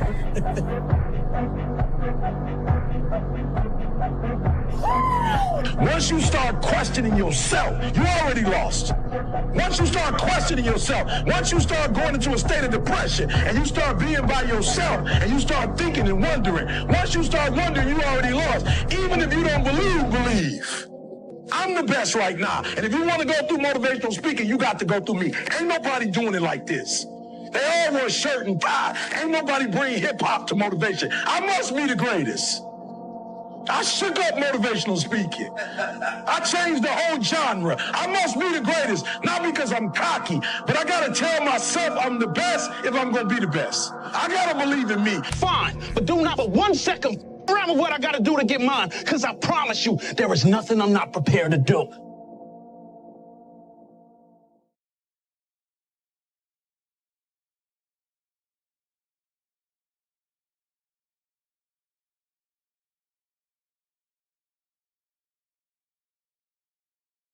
And my personal question to you is, why not you? We all ask why we should work this hard. Why take that many classes? Why go to school that many years? You know, why take the notes? Why read the books? Why work that hard? Why put yourself through the push-ups and the disciplines? Why? Good question, why? The best answer to why, I think, is the second question. Why not? Why not see how many books you can read, how many classes you can take, how many skills you can develop? Why not see how valuable you can become to the marketplace and to your friends and to your family? Why not see what you can make of yourself? Why not see how far you can go, how much you can see, how much you can earn, how much you can share? Why not? That's the heritage all of us have, to see what we can make out of our lives now that we've been given this extraordinary opportunity. I failed. Why do we false? So that we can learn to pick ourselves up. Yo, we all are great. We all should think that we're great. There's no reason for you to not think that you're great. If you don't think you're great, ask yourself why. Why don't you think the highest of yourself? When you do, people have no choice but to follow suit. Because delusion is only delusional when you don't accomplish the goal of making your delusions a reality. And impossible is nothing to somebody that tries. Everything that someone said was impossible has happened. You got a choice. You got talent. You got a chance, and I want to hear about your environment, what your mama didn't give you, and the white man won't give you no shot. You got a chance. Use it while you're still alive. You don't know what death is. Make a decision. Hey, yo, Mr. McCall. Why me? Why not you? But why me? Let's find out together. When you're suffering, you give up on the very things that you wanted the most. When I was going through pararescue, I wanted to be a pararescueman so bad, but that water haunted me. So when the suffering got too much, my dream died. No one can save you but you. You have to put the mind into what you want to put the mind into. If you believe in something, you can achieve it. If everybody who's like at the bottom and feels like they have nothing going for them, reframe that as I have nothing going for me, which also means that I have nothing to lose by taking action, it makes you a much more dangerous person. And I think that was the flip that I've had repeatedly shown to me in my life that allowed me to take the step that I was afraid to take. They say the true hell is when the person that you are meets the person you could have been. Everything you do, you may have some support, you may not, but it's on you. You have to make the decision whether you want to be a badass or whether you just want to be mediocre and everything's okay. But being a badass hurts. It is not our abilities that show what we truly are. It is our choices. A lot of people sit back and they dream about being a SEAL, or dream about being an astronaut, and all it is a motherfucking dream. They don't put the work behind the dream. That dream has become their master. When you become the master of your dream is when you say, I want to go be a Navy SEAL, and you say, okay, I'm gonna lose 106 pounds in less than 3 months. The dream was the one thing I thought about, and the dream was now gone. Now, what comes in, the dream goes away, and the laundry list of details and tasks come up. Gotta do this, gotta do this, gotta do this, gotta do this. That's when you become the master of your dream. You walk out of this room, you owe yourself. I didn't get here making excuses. So what my father wasn't in my life? The truth of the matter is, he ain't never come into my life. So what, I'm gonna wait for the rest of my life for my man to come? He ain't coming. I live in America. I'm an African-American male. They don't treat us the same. It's something called racism. I ain't gonna cry about it. But I'm not gonna cry about it. I'm still gonna be a millionaire. I'm still gonna be one of the top motivational speakers in the world. But I'm still gonna be successful. I'm still gonna get to where they are. Why? Because I owe it to myself. And can't nobody stop me but me. And you need to get rid of them excuses, and you need to stop pointing fingers at people. And you need to start pointing fingers at yourself. What did you not do? What about talent? Talent? I don't believe in talent. Well, some people, they have talent. It's good. It helps when you have talent. As long as you have a lot of determination and willpower, that's all you need. And you have to have the will to win. If you want to be great, you have to be willing to prepare, and prepare. And when a cat has talent, they think they can just walk out there and do what they do with their talent until they meet a cat that's prepared. You be that warrior in that garden. And you stand strong. You be a strong man. You be a good man. And you just let the world rage around you. 5 or 6 years, I went every single day without missing a single day. I never got sick. I was in the water on Christmas, birthday, holidays, everything. It didn't matter. The sky is the limit. I believe that whatever I put my mind to, and if I was willing to make sacrifices and I was dedicated, that I could achieve absolutely anything. There was probably 100 days where I didn't want to do anything. I wanted to stay in the pool or stay in my bed and not get out. But those were the days where you have to. You have to get up and do something, because I think that's really what separates the good from the great in any walk of life. The greats do things when they don't always want to. That's what separates good from great. I need to say something. Listen to me. I hope every one of you behind the screens or in this arena can feel this level of happiness just one time in your life. I hope all of you can feel how happy I am just one time in your life. But guess what? You will never feel this level of happiness if you don't go for something in your own life. When they knock you down, when they try to put their foot on your neck, if you stay down, you will never ever feel this level of happiness as you rise. Once you change one thing, your mindset, you can attack everything. A lot of people say they want to be great, but they're not willing to make the sacrifices necessary to achieve greatness. They have other concerns. Whether important or not, they spread themselves out. And that's totally fine. After all, greatness is not for everybody. What I'm saying is, greatness isn't easy to achieve.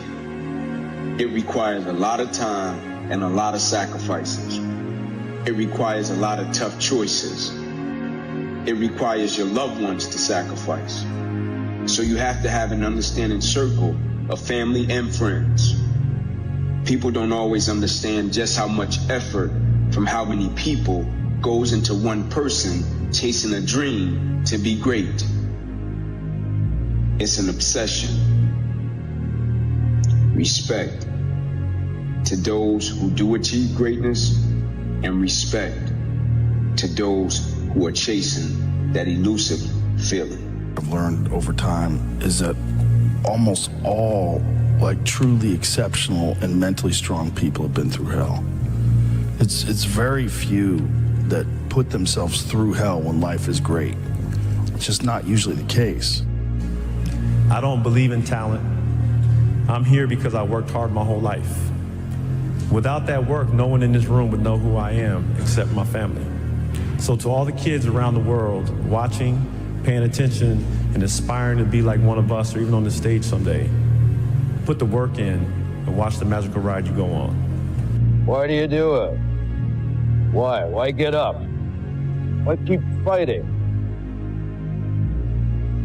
You must be able to see it, Mr. Anderson. You must know it by now. You can't win. It's pointless to keep fighting.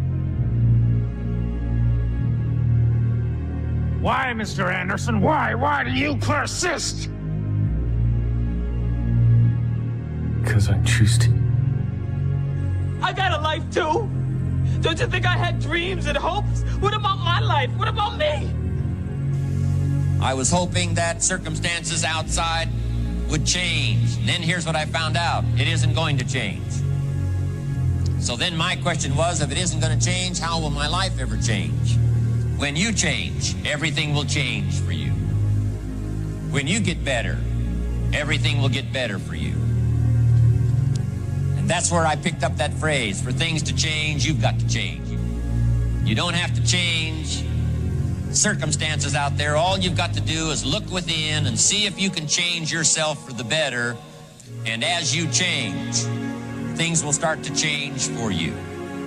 Is I know that there's really no one out there grinding like me. If I know about you, I'll make sure that I up my game. That's what the mentality is all about. My whole thing is a mentality thing. Like I told you the last time I was on the show, I view myself as the weakest person on the planet Earth. My goal in life was to, in my mind, believe I'm the hardest man alive. And that's why the whole thing is can't hurt me. That's what it's about. It's about whatever you think you are, you have to make that dream a reality. But that's where the hard part is. Someone's opinion of you does not have to become your reality.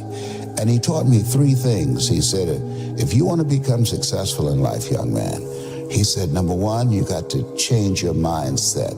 He said, you don't get in life what you want, you get in life what you are. This is when I realized that the human mind, once everything gets connected, once the mind knows you're not going to quit something, it's going to try to find more. It's going to try to give you more. Once it realizes you're not going to take the path of least resistance, you're going to stay here until it's done. My mind and my body and my spirit became one for the first time ever. For the first time ever, it became one. And I went to a level that I never thought was humanly possible for myself or anybody else. Well, if regrets are inevitable, if they're going to happen no matter what, an easy way to look at a decision is, rather than which do I want to do, which regret could I live with? My name is Kobe Bryant. I'm 17 years old. I wasn't invited to parties or, friendly gatherings on the weekend. So on Fridays and Saturdays, I would go to my rec room with my basketball and basically dribble myself to sleep. And I think that was the best thing that could have ever happened to me, because during those lonely hours in the rec room, I discovered the hunger, the motivation, and the desire to be the best possible basketball player that I could be.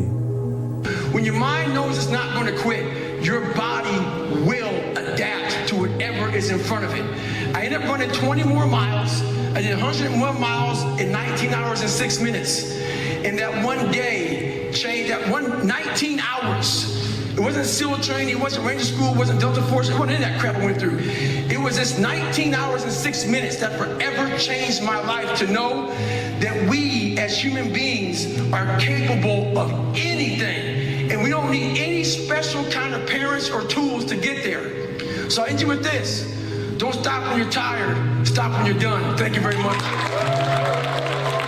Never, ever give up. Don't give up. Don't allow it to happen. If there's a concrete wall in front of you, go through it, go over it, go around it, but get to the other side of that wall. And how you get to that point in life, what I figured out, is so noisy right now.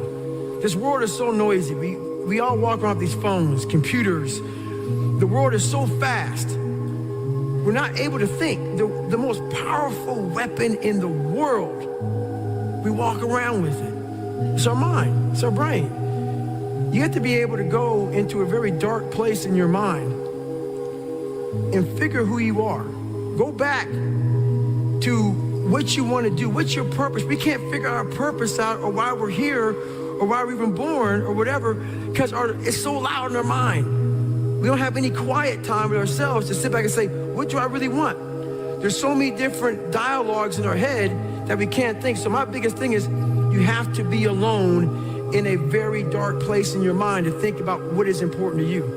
Right now, the biggest advice that anybody could give you, 85 to 90% of life is just showing up. Show up.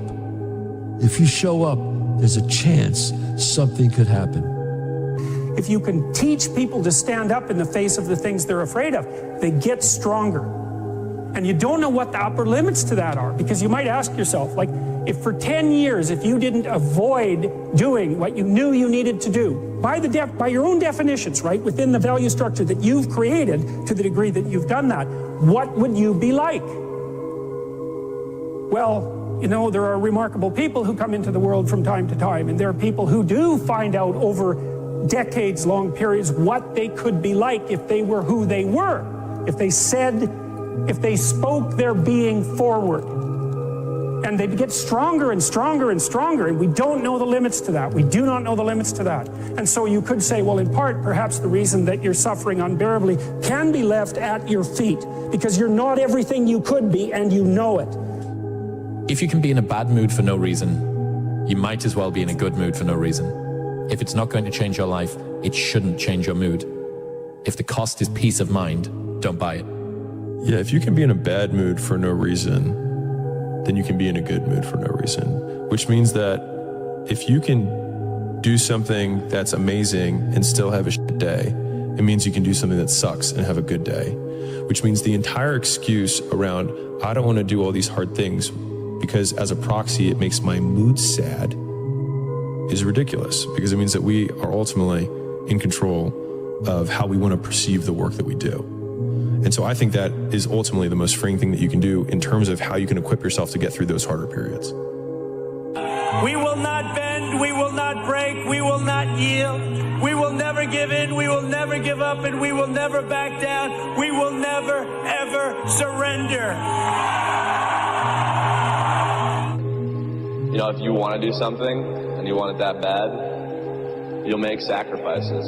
And you know, growing up for me as a kid, I made a lot of sacrifices that I didn't seem that they were a big deal, and I don't think of them as being a big deal right now. You know, there were Saturdays or Fridays where, you know, I'd give up going to a dance or hanging out with my friends because I had work out the next day.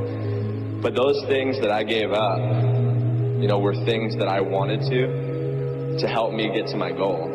And there were times where I've been put in uncomfortable situations, but I've used my mental power, my mental strength to push through it. You know, some of the best athletes, or the greatest athletes in the world, do things when they're uncomfortable. You know, everybody can compete when they're feeling good, happy, excited, rested, but it's the best people who can overcome when they're tired, sore, not in the great mind, you know, not in the best mindset. And I think mental power that the greatest athletes have can push all the pain aside. But, you know, I said to myself, I'm going to do this and no one's going to stop me. And I think that's the biggest thing, is how strong you can be mentally. I think that really shows who the person is. So I think that's one thing that separates the good from the greatest. You were born to do something great with your life in big ways and small ways, just like that person who helped my dad. They thought that was a small thing. It may not be on Instagram, it may not get 20 million likes or views, but you were born to do something great. I'm gonna say that to you again. You were born to do something great with your life. You are not average and ordinary. And the third thing is this: there's a power to doing one more.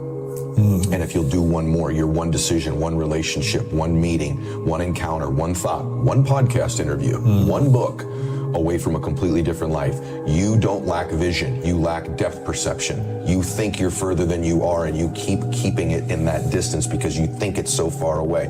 Did you read this quote? I have not yet. This is the quote that I've lived my whole life out, because you might as well be dead. Seriously, if you always put limits on what you can do, physical or anything else, it'll spread over into the rest of your life. There are no limits, there are only plateaus. A man must constantly exceed his level. You want to get up every day and try to be better than you were yesterday in business and life and everything. Oftentimes, if it doesn't go our way, we don't see it as a blessing, right? If something happens, an experience, if it doesn't go the way we want it to go, oftentimes we don't consider that to be a blessing. But some of the greatest blessings in our lives are things that didn't turn out or work out the way that we wanted it to. And so if we can put our perspective and our perception in such a place that when it doesn't go our way, because we know what to do when it goes our way, but when it doesn't go our way, not only what is the lesson in it, like what's the blessing in it? The way I look at it within myself, Why can't I be the MVP of the league? Why can't I be the best player in the league? I don't see why. Why can't I do that? But the game is to be better. How do I be better than what I was? Because if I do that, for me, I just beat me. Yeah. This ain't about nobody else. I don't give a fuck about nobody else. I just beat me. If I can keep beating myself, if I can keep doing that, then that means that I'm in a battle with the only person that fucking makes sense. I'm in a battle with the only person that I really want to beat, and that's me. You visualize where you want to be and what you want to accomplish, and you kind of get lost in the process of day-to-day, grinding it out and working, pulling on ours if you have to. It's just about not losing vision and not losing sight of what you're trying to accomplish, no matter what hurdles you have to go through. So I think that kind of relates to whatever you're doing, whatever major you've chosen or what you're interested in. So for me in basketball, and it's about visualizing, whether you write it down, put it on the wall, do something, what your goals are, and get lost in the process of day-to-day grind, day-to-day getting better every single day. Asking questions, aligning yourself with people that have been through it before, that are experienced, and leaning on that advice, and just trying to outwork the next person, and that's the biggest thing. Great, and that's one of the principles. Don't complain. Don't murmur. Don't talk negative. That's average people talk normal. Average people talk problem. The greats talk solutions.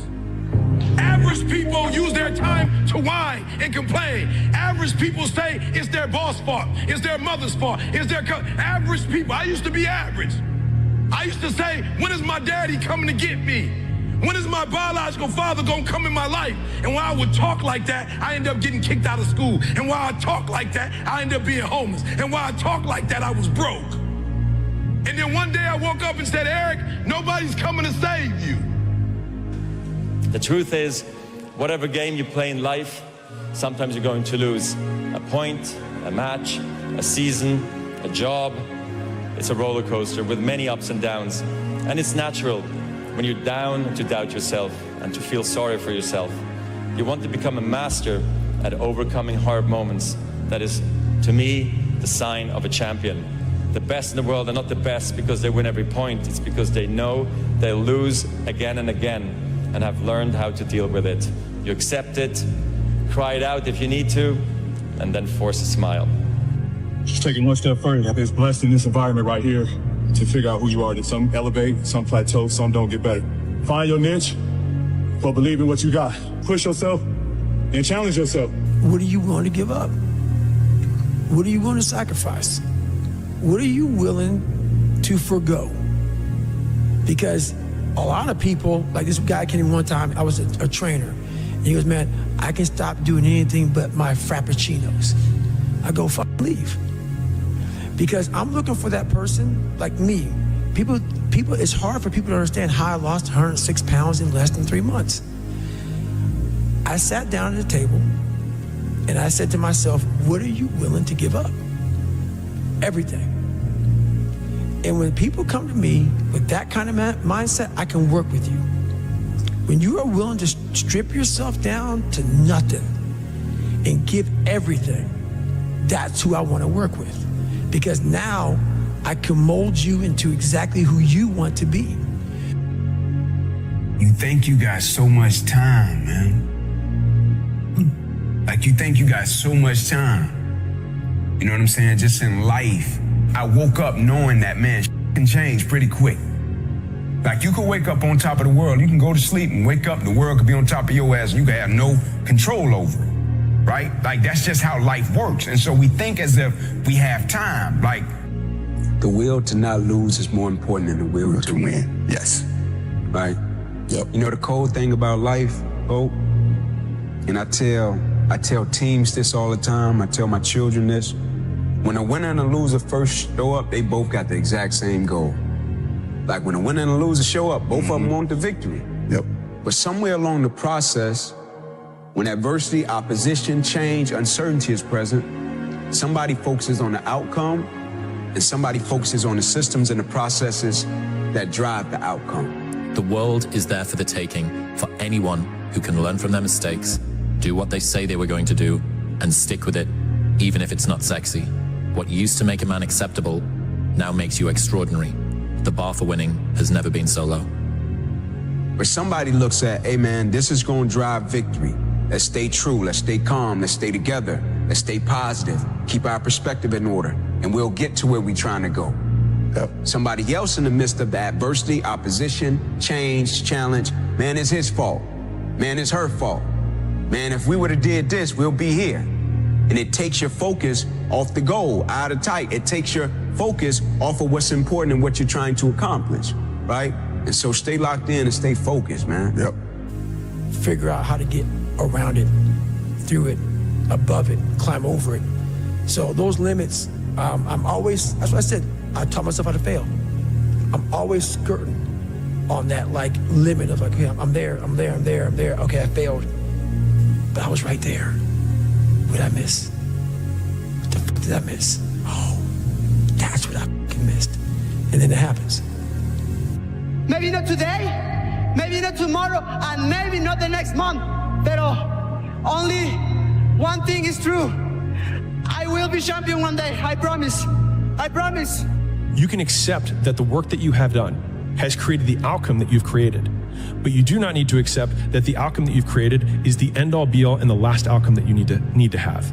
And so for me, like, the only version of acceptance that I have is that I accept that the version of myself that I want to be is so far from who I am, that I have this massive discrepancy that I have to overcome. And then just breaking that down one step at a time and thinking, I don't deserve to be that man, but I can still do the things that can create it. And that also means that I have to go through the circumstances that would create that man, which means that if I have unbelievable big dreams and big goals, then I have to go through hard times. It's like hate, the hard times are a requisite for success. And so if you're going through hard times right now, it means that you're on the path to success, and it's not that you're on the wrong path, it's the feeling of being on the right path. One of the most important things, never, ever quit. Never quit. Well, I've watched some of the most incredible, brilliant students, and they didn't make it like other people made it because they didn't have that drive. They didn't have that never give up ability. I don't know if it's an ability or if you have it, just you can't quit. Maybe I can be that. And after becoming this guy, that is the biggest thing I can ever do in my life, is I became that guy. That I once looked at all these guys, now look at myself like, God, who the f can do that? I can. But what it takes is a discipline that no one can ever even, they don't understand it. Is that your success is like a spotlight shining down on their missed opportunities. Success, many will love you for it. The majority will hate you because your success makes them feel insufficient in their current endeavor, reminds them of where they could have done it but they came up short and how they didn't revisit it. Where they went at it and failed, and failure is what stood. They never revisited it again. After a certain point, you gotta prioritize accordingly. When you get to a certain point where the decisions that can be made are a little more controlled, and you have the ability to maneuver differently because of the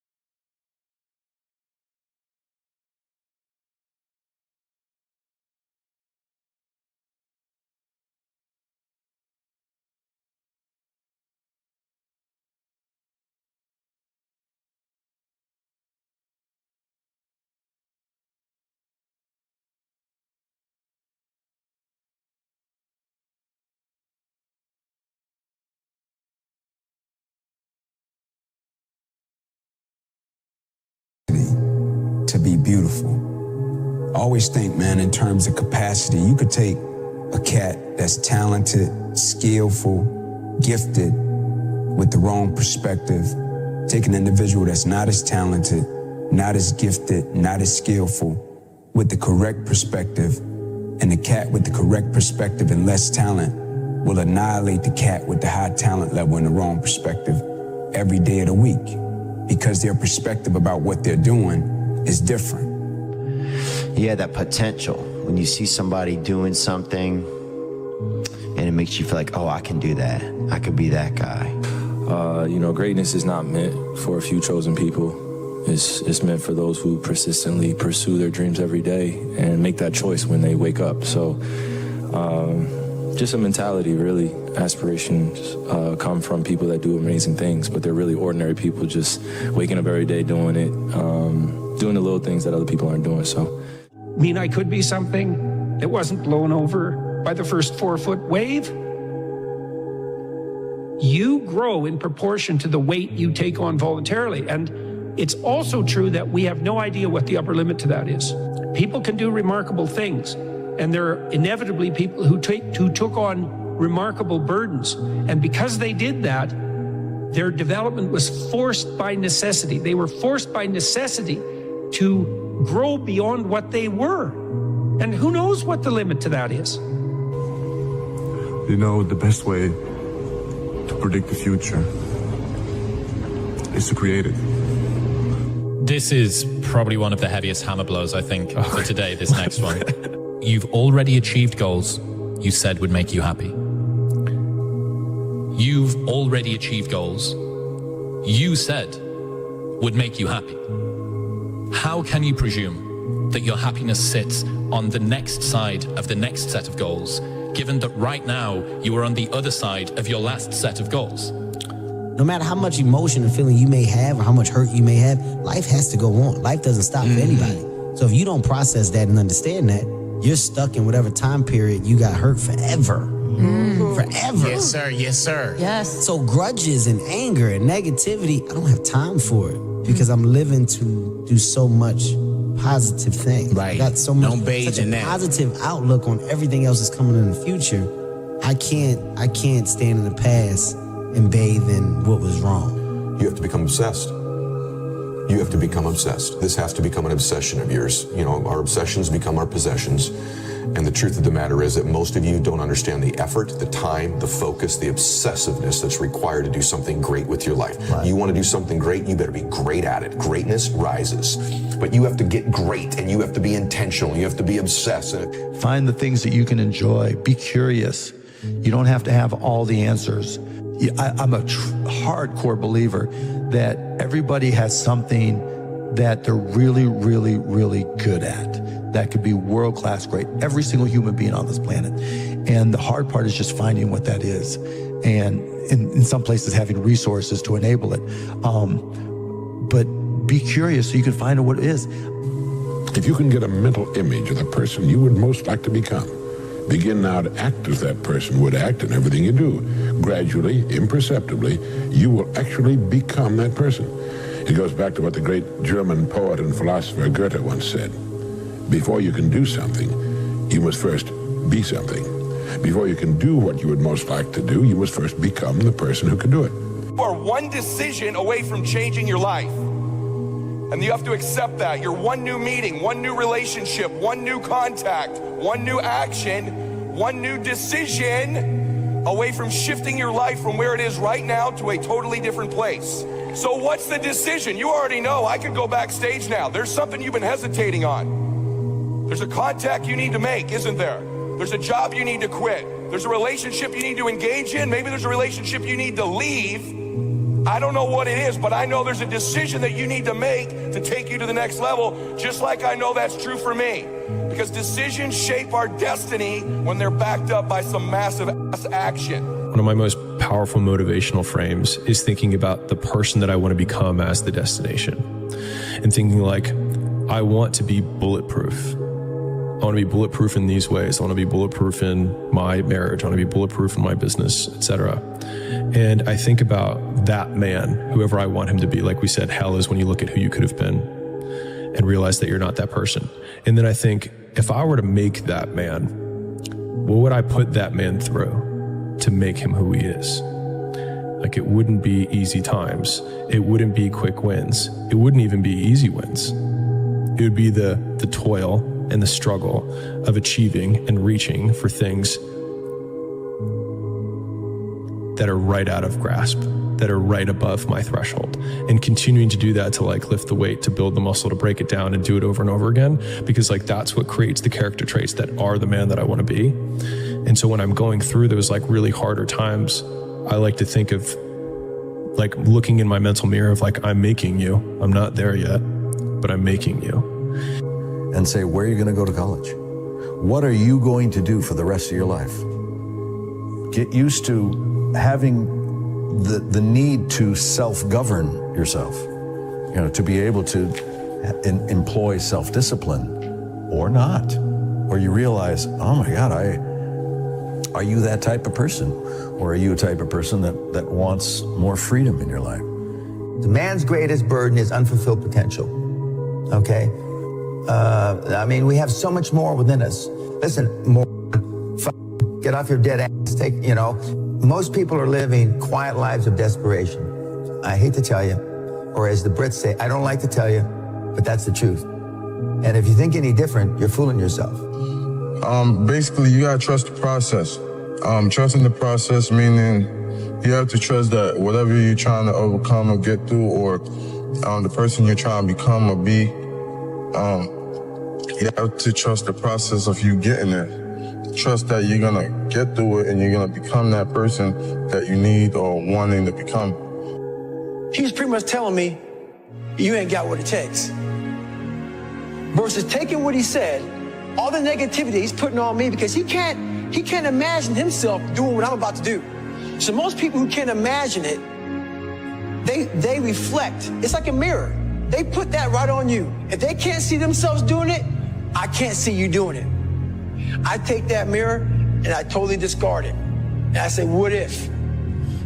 Denzel said to me a few minutes ago, he said, at your highest moment, be careful, that's when the devil comes for you. The greatest version of you is not the I can do anything version of you. The greatest version of you is the disciplined version of you. The greatest version of you is the version that has parameters. No, I don't do that. I don't drink that. I don't go there with these people. I'm focused.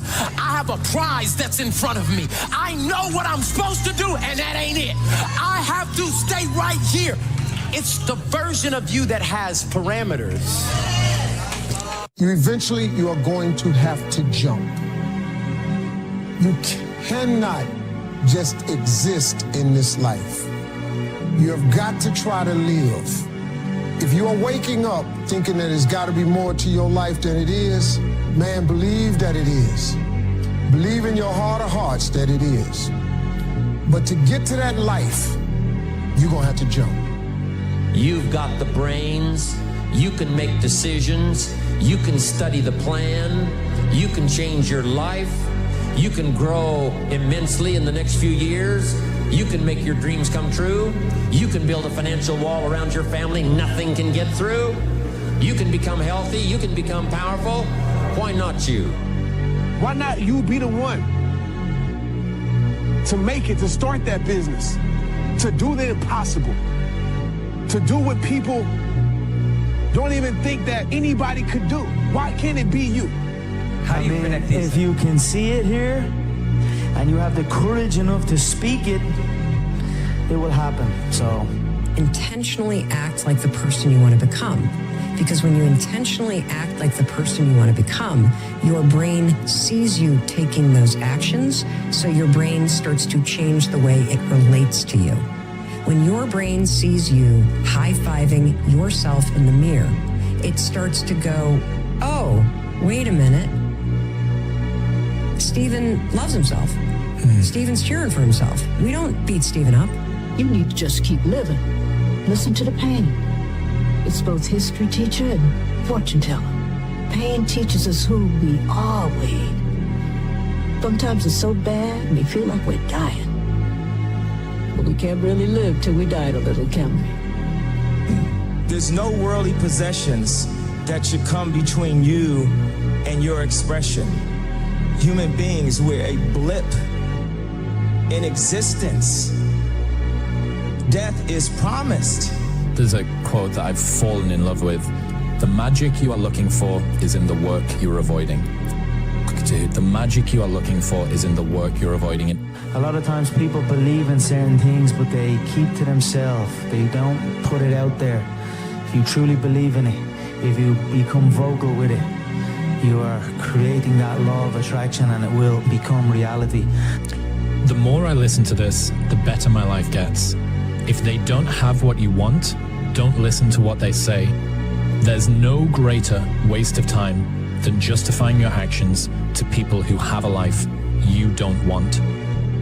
It's the what if I can pull off a miracle. What if I can become someone that no one thinks I can be? And just me talking about that, I have the hair going up on my arms because it makes me just like, what if I can be that guy that people who call this and that, and now I'm speaking at Tom Ferry's event. Why not you? Why not you? With good self-esteem. Why not you starting to change and setting goals? Why not you starting to make progress toward financial independence? If I can do it, you can do it. If there is something that you feel is good, something you want to do, something that means something to you, try to do it. Because I think you can only do your best work if you're doing what you want to do, and if you're doing it the way you think it should be done, and if you can take pride in it after you've done it, no matter what it is. In life, folks, you cannot change your life unless you change something.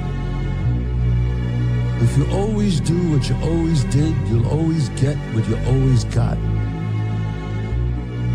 No matter what it is. Many times you say to yourself, I gotta lose weight, I'm too fat. And then you know what? During the day you eat at night, and the next day you get mad at yourself. Well, what do you want? What do you want? You gotta change something.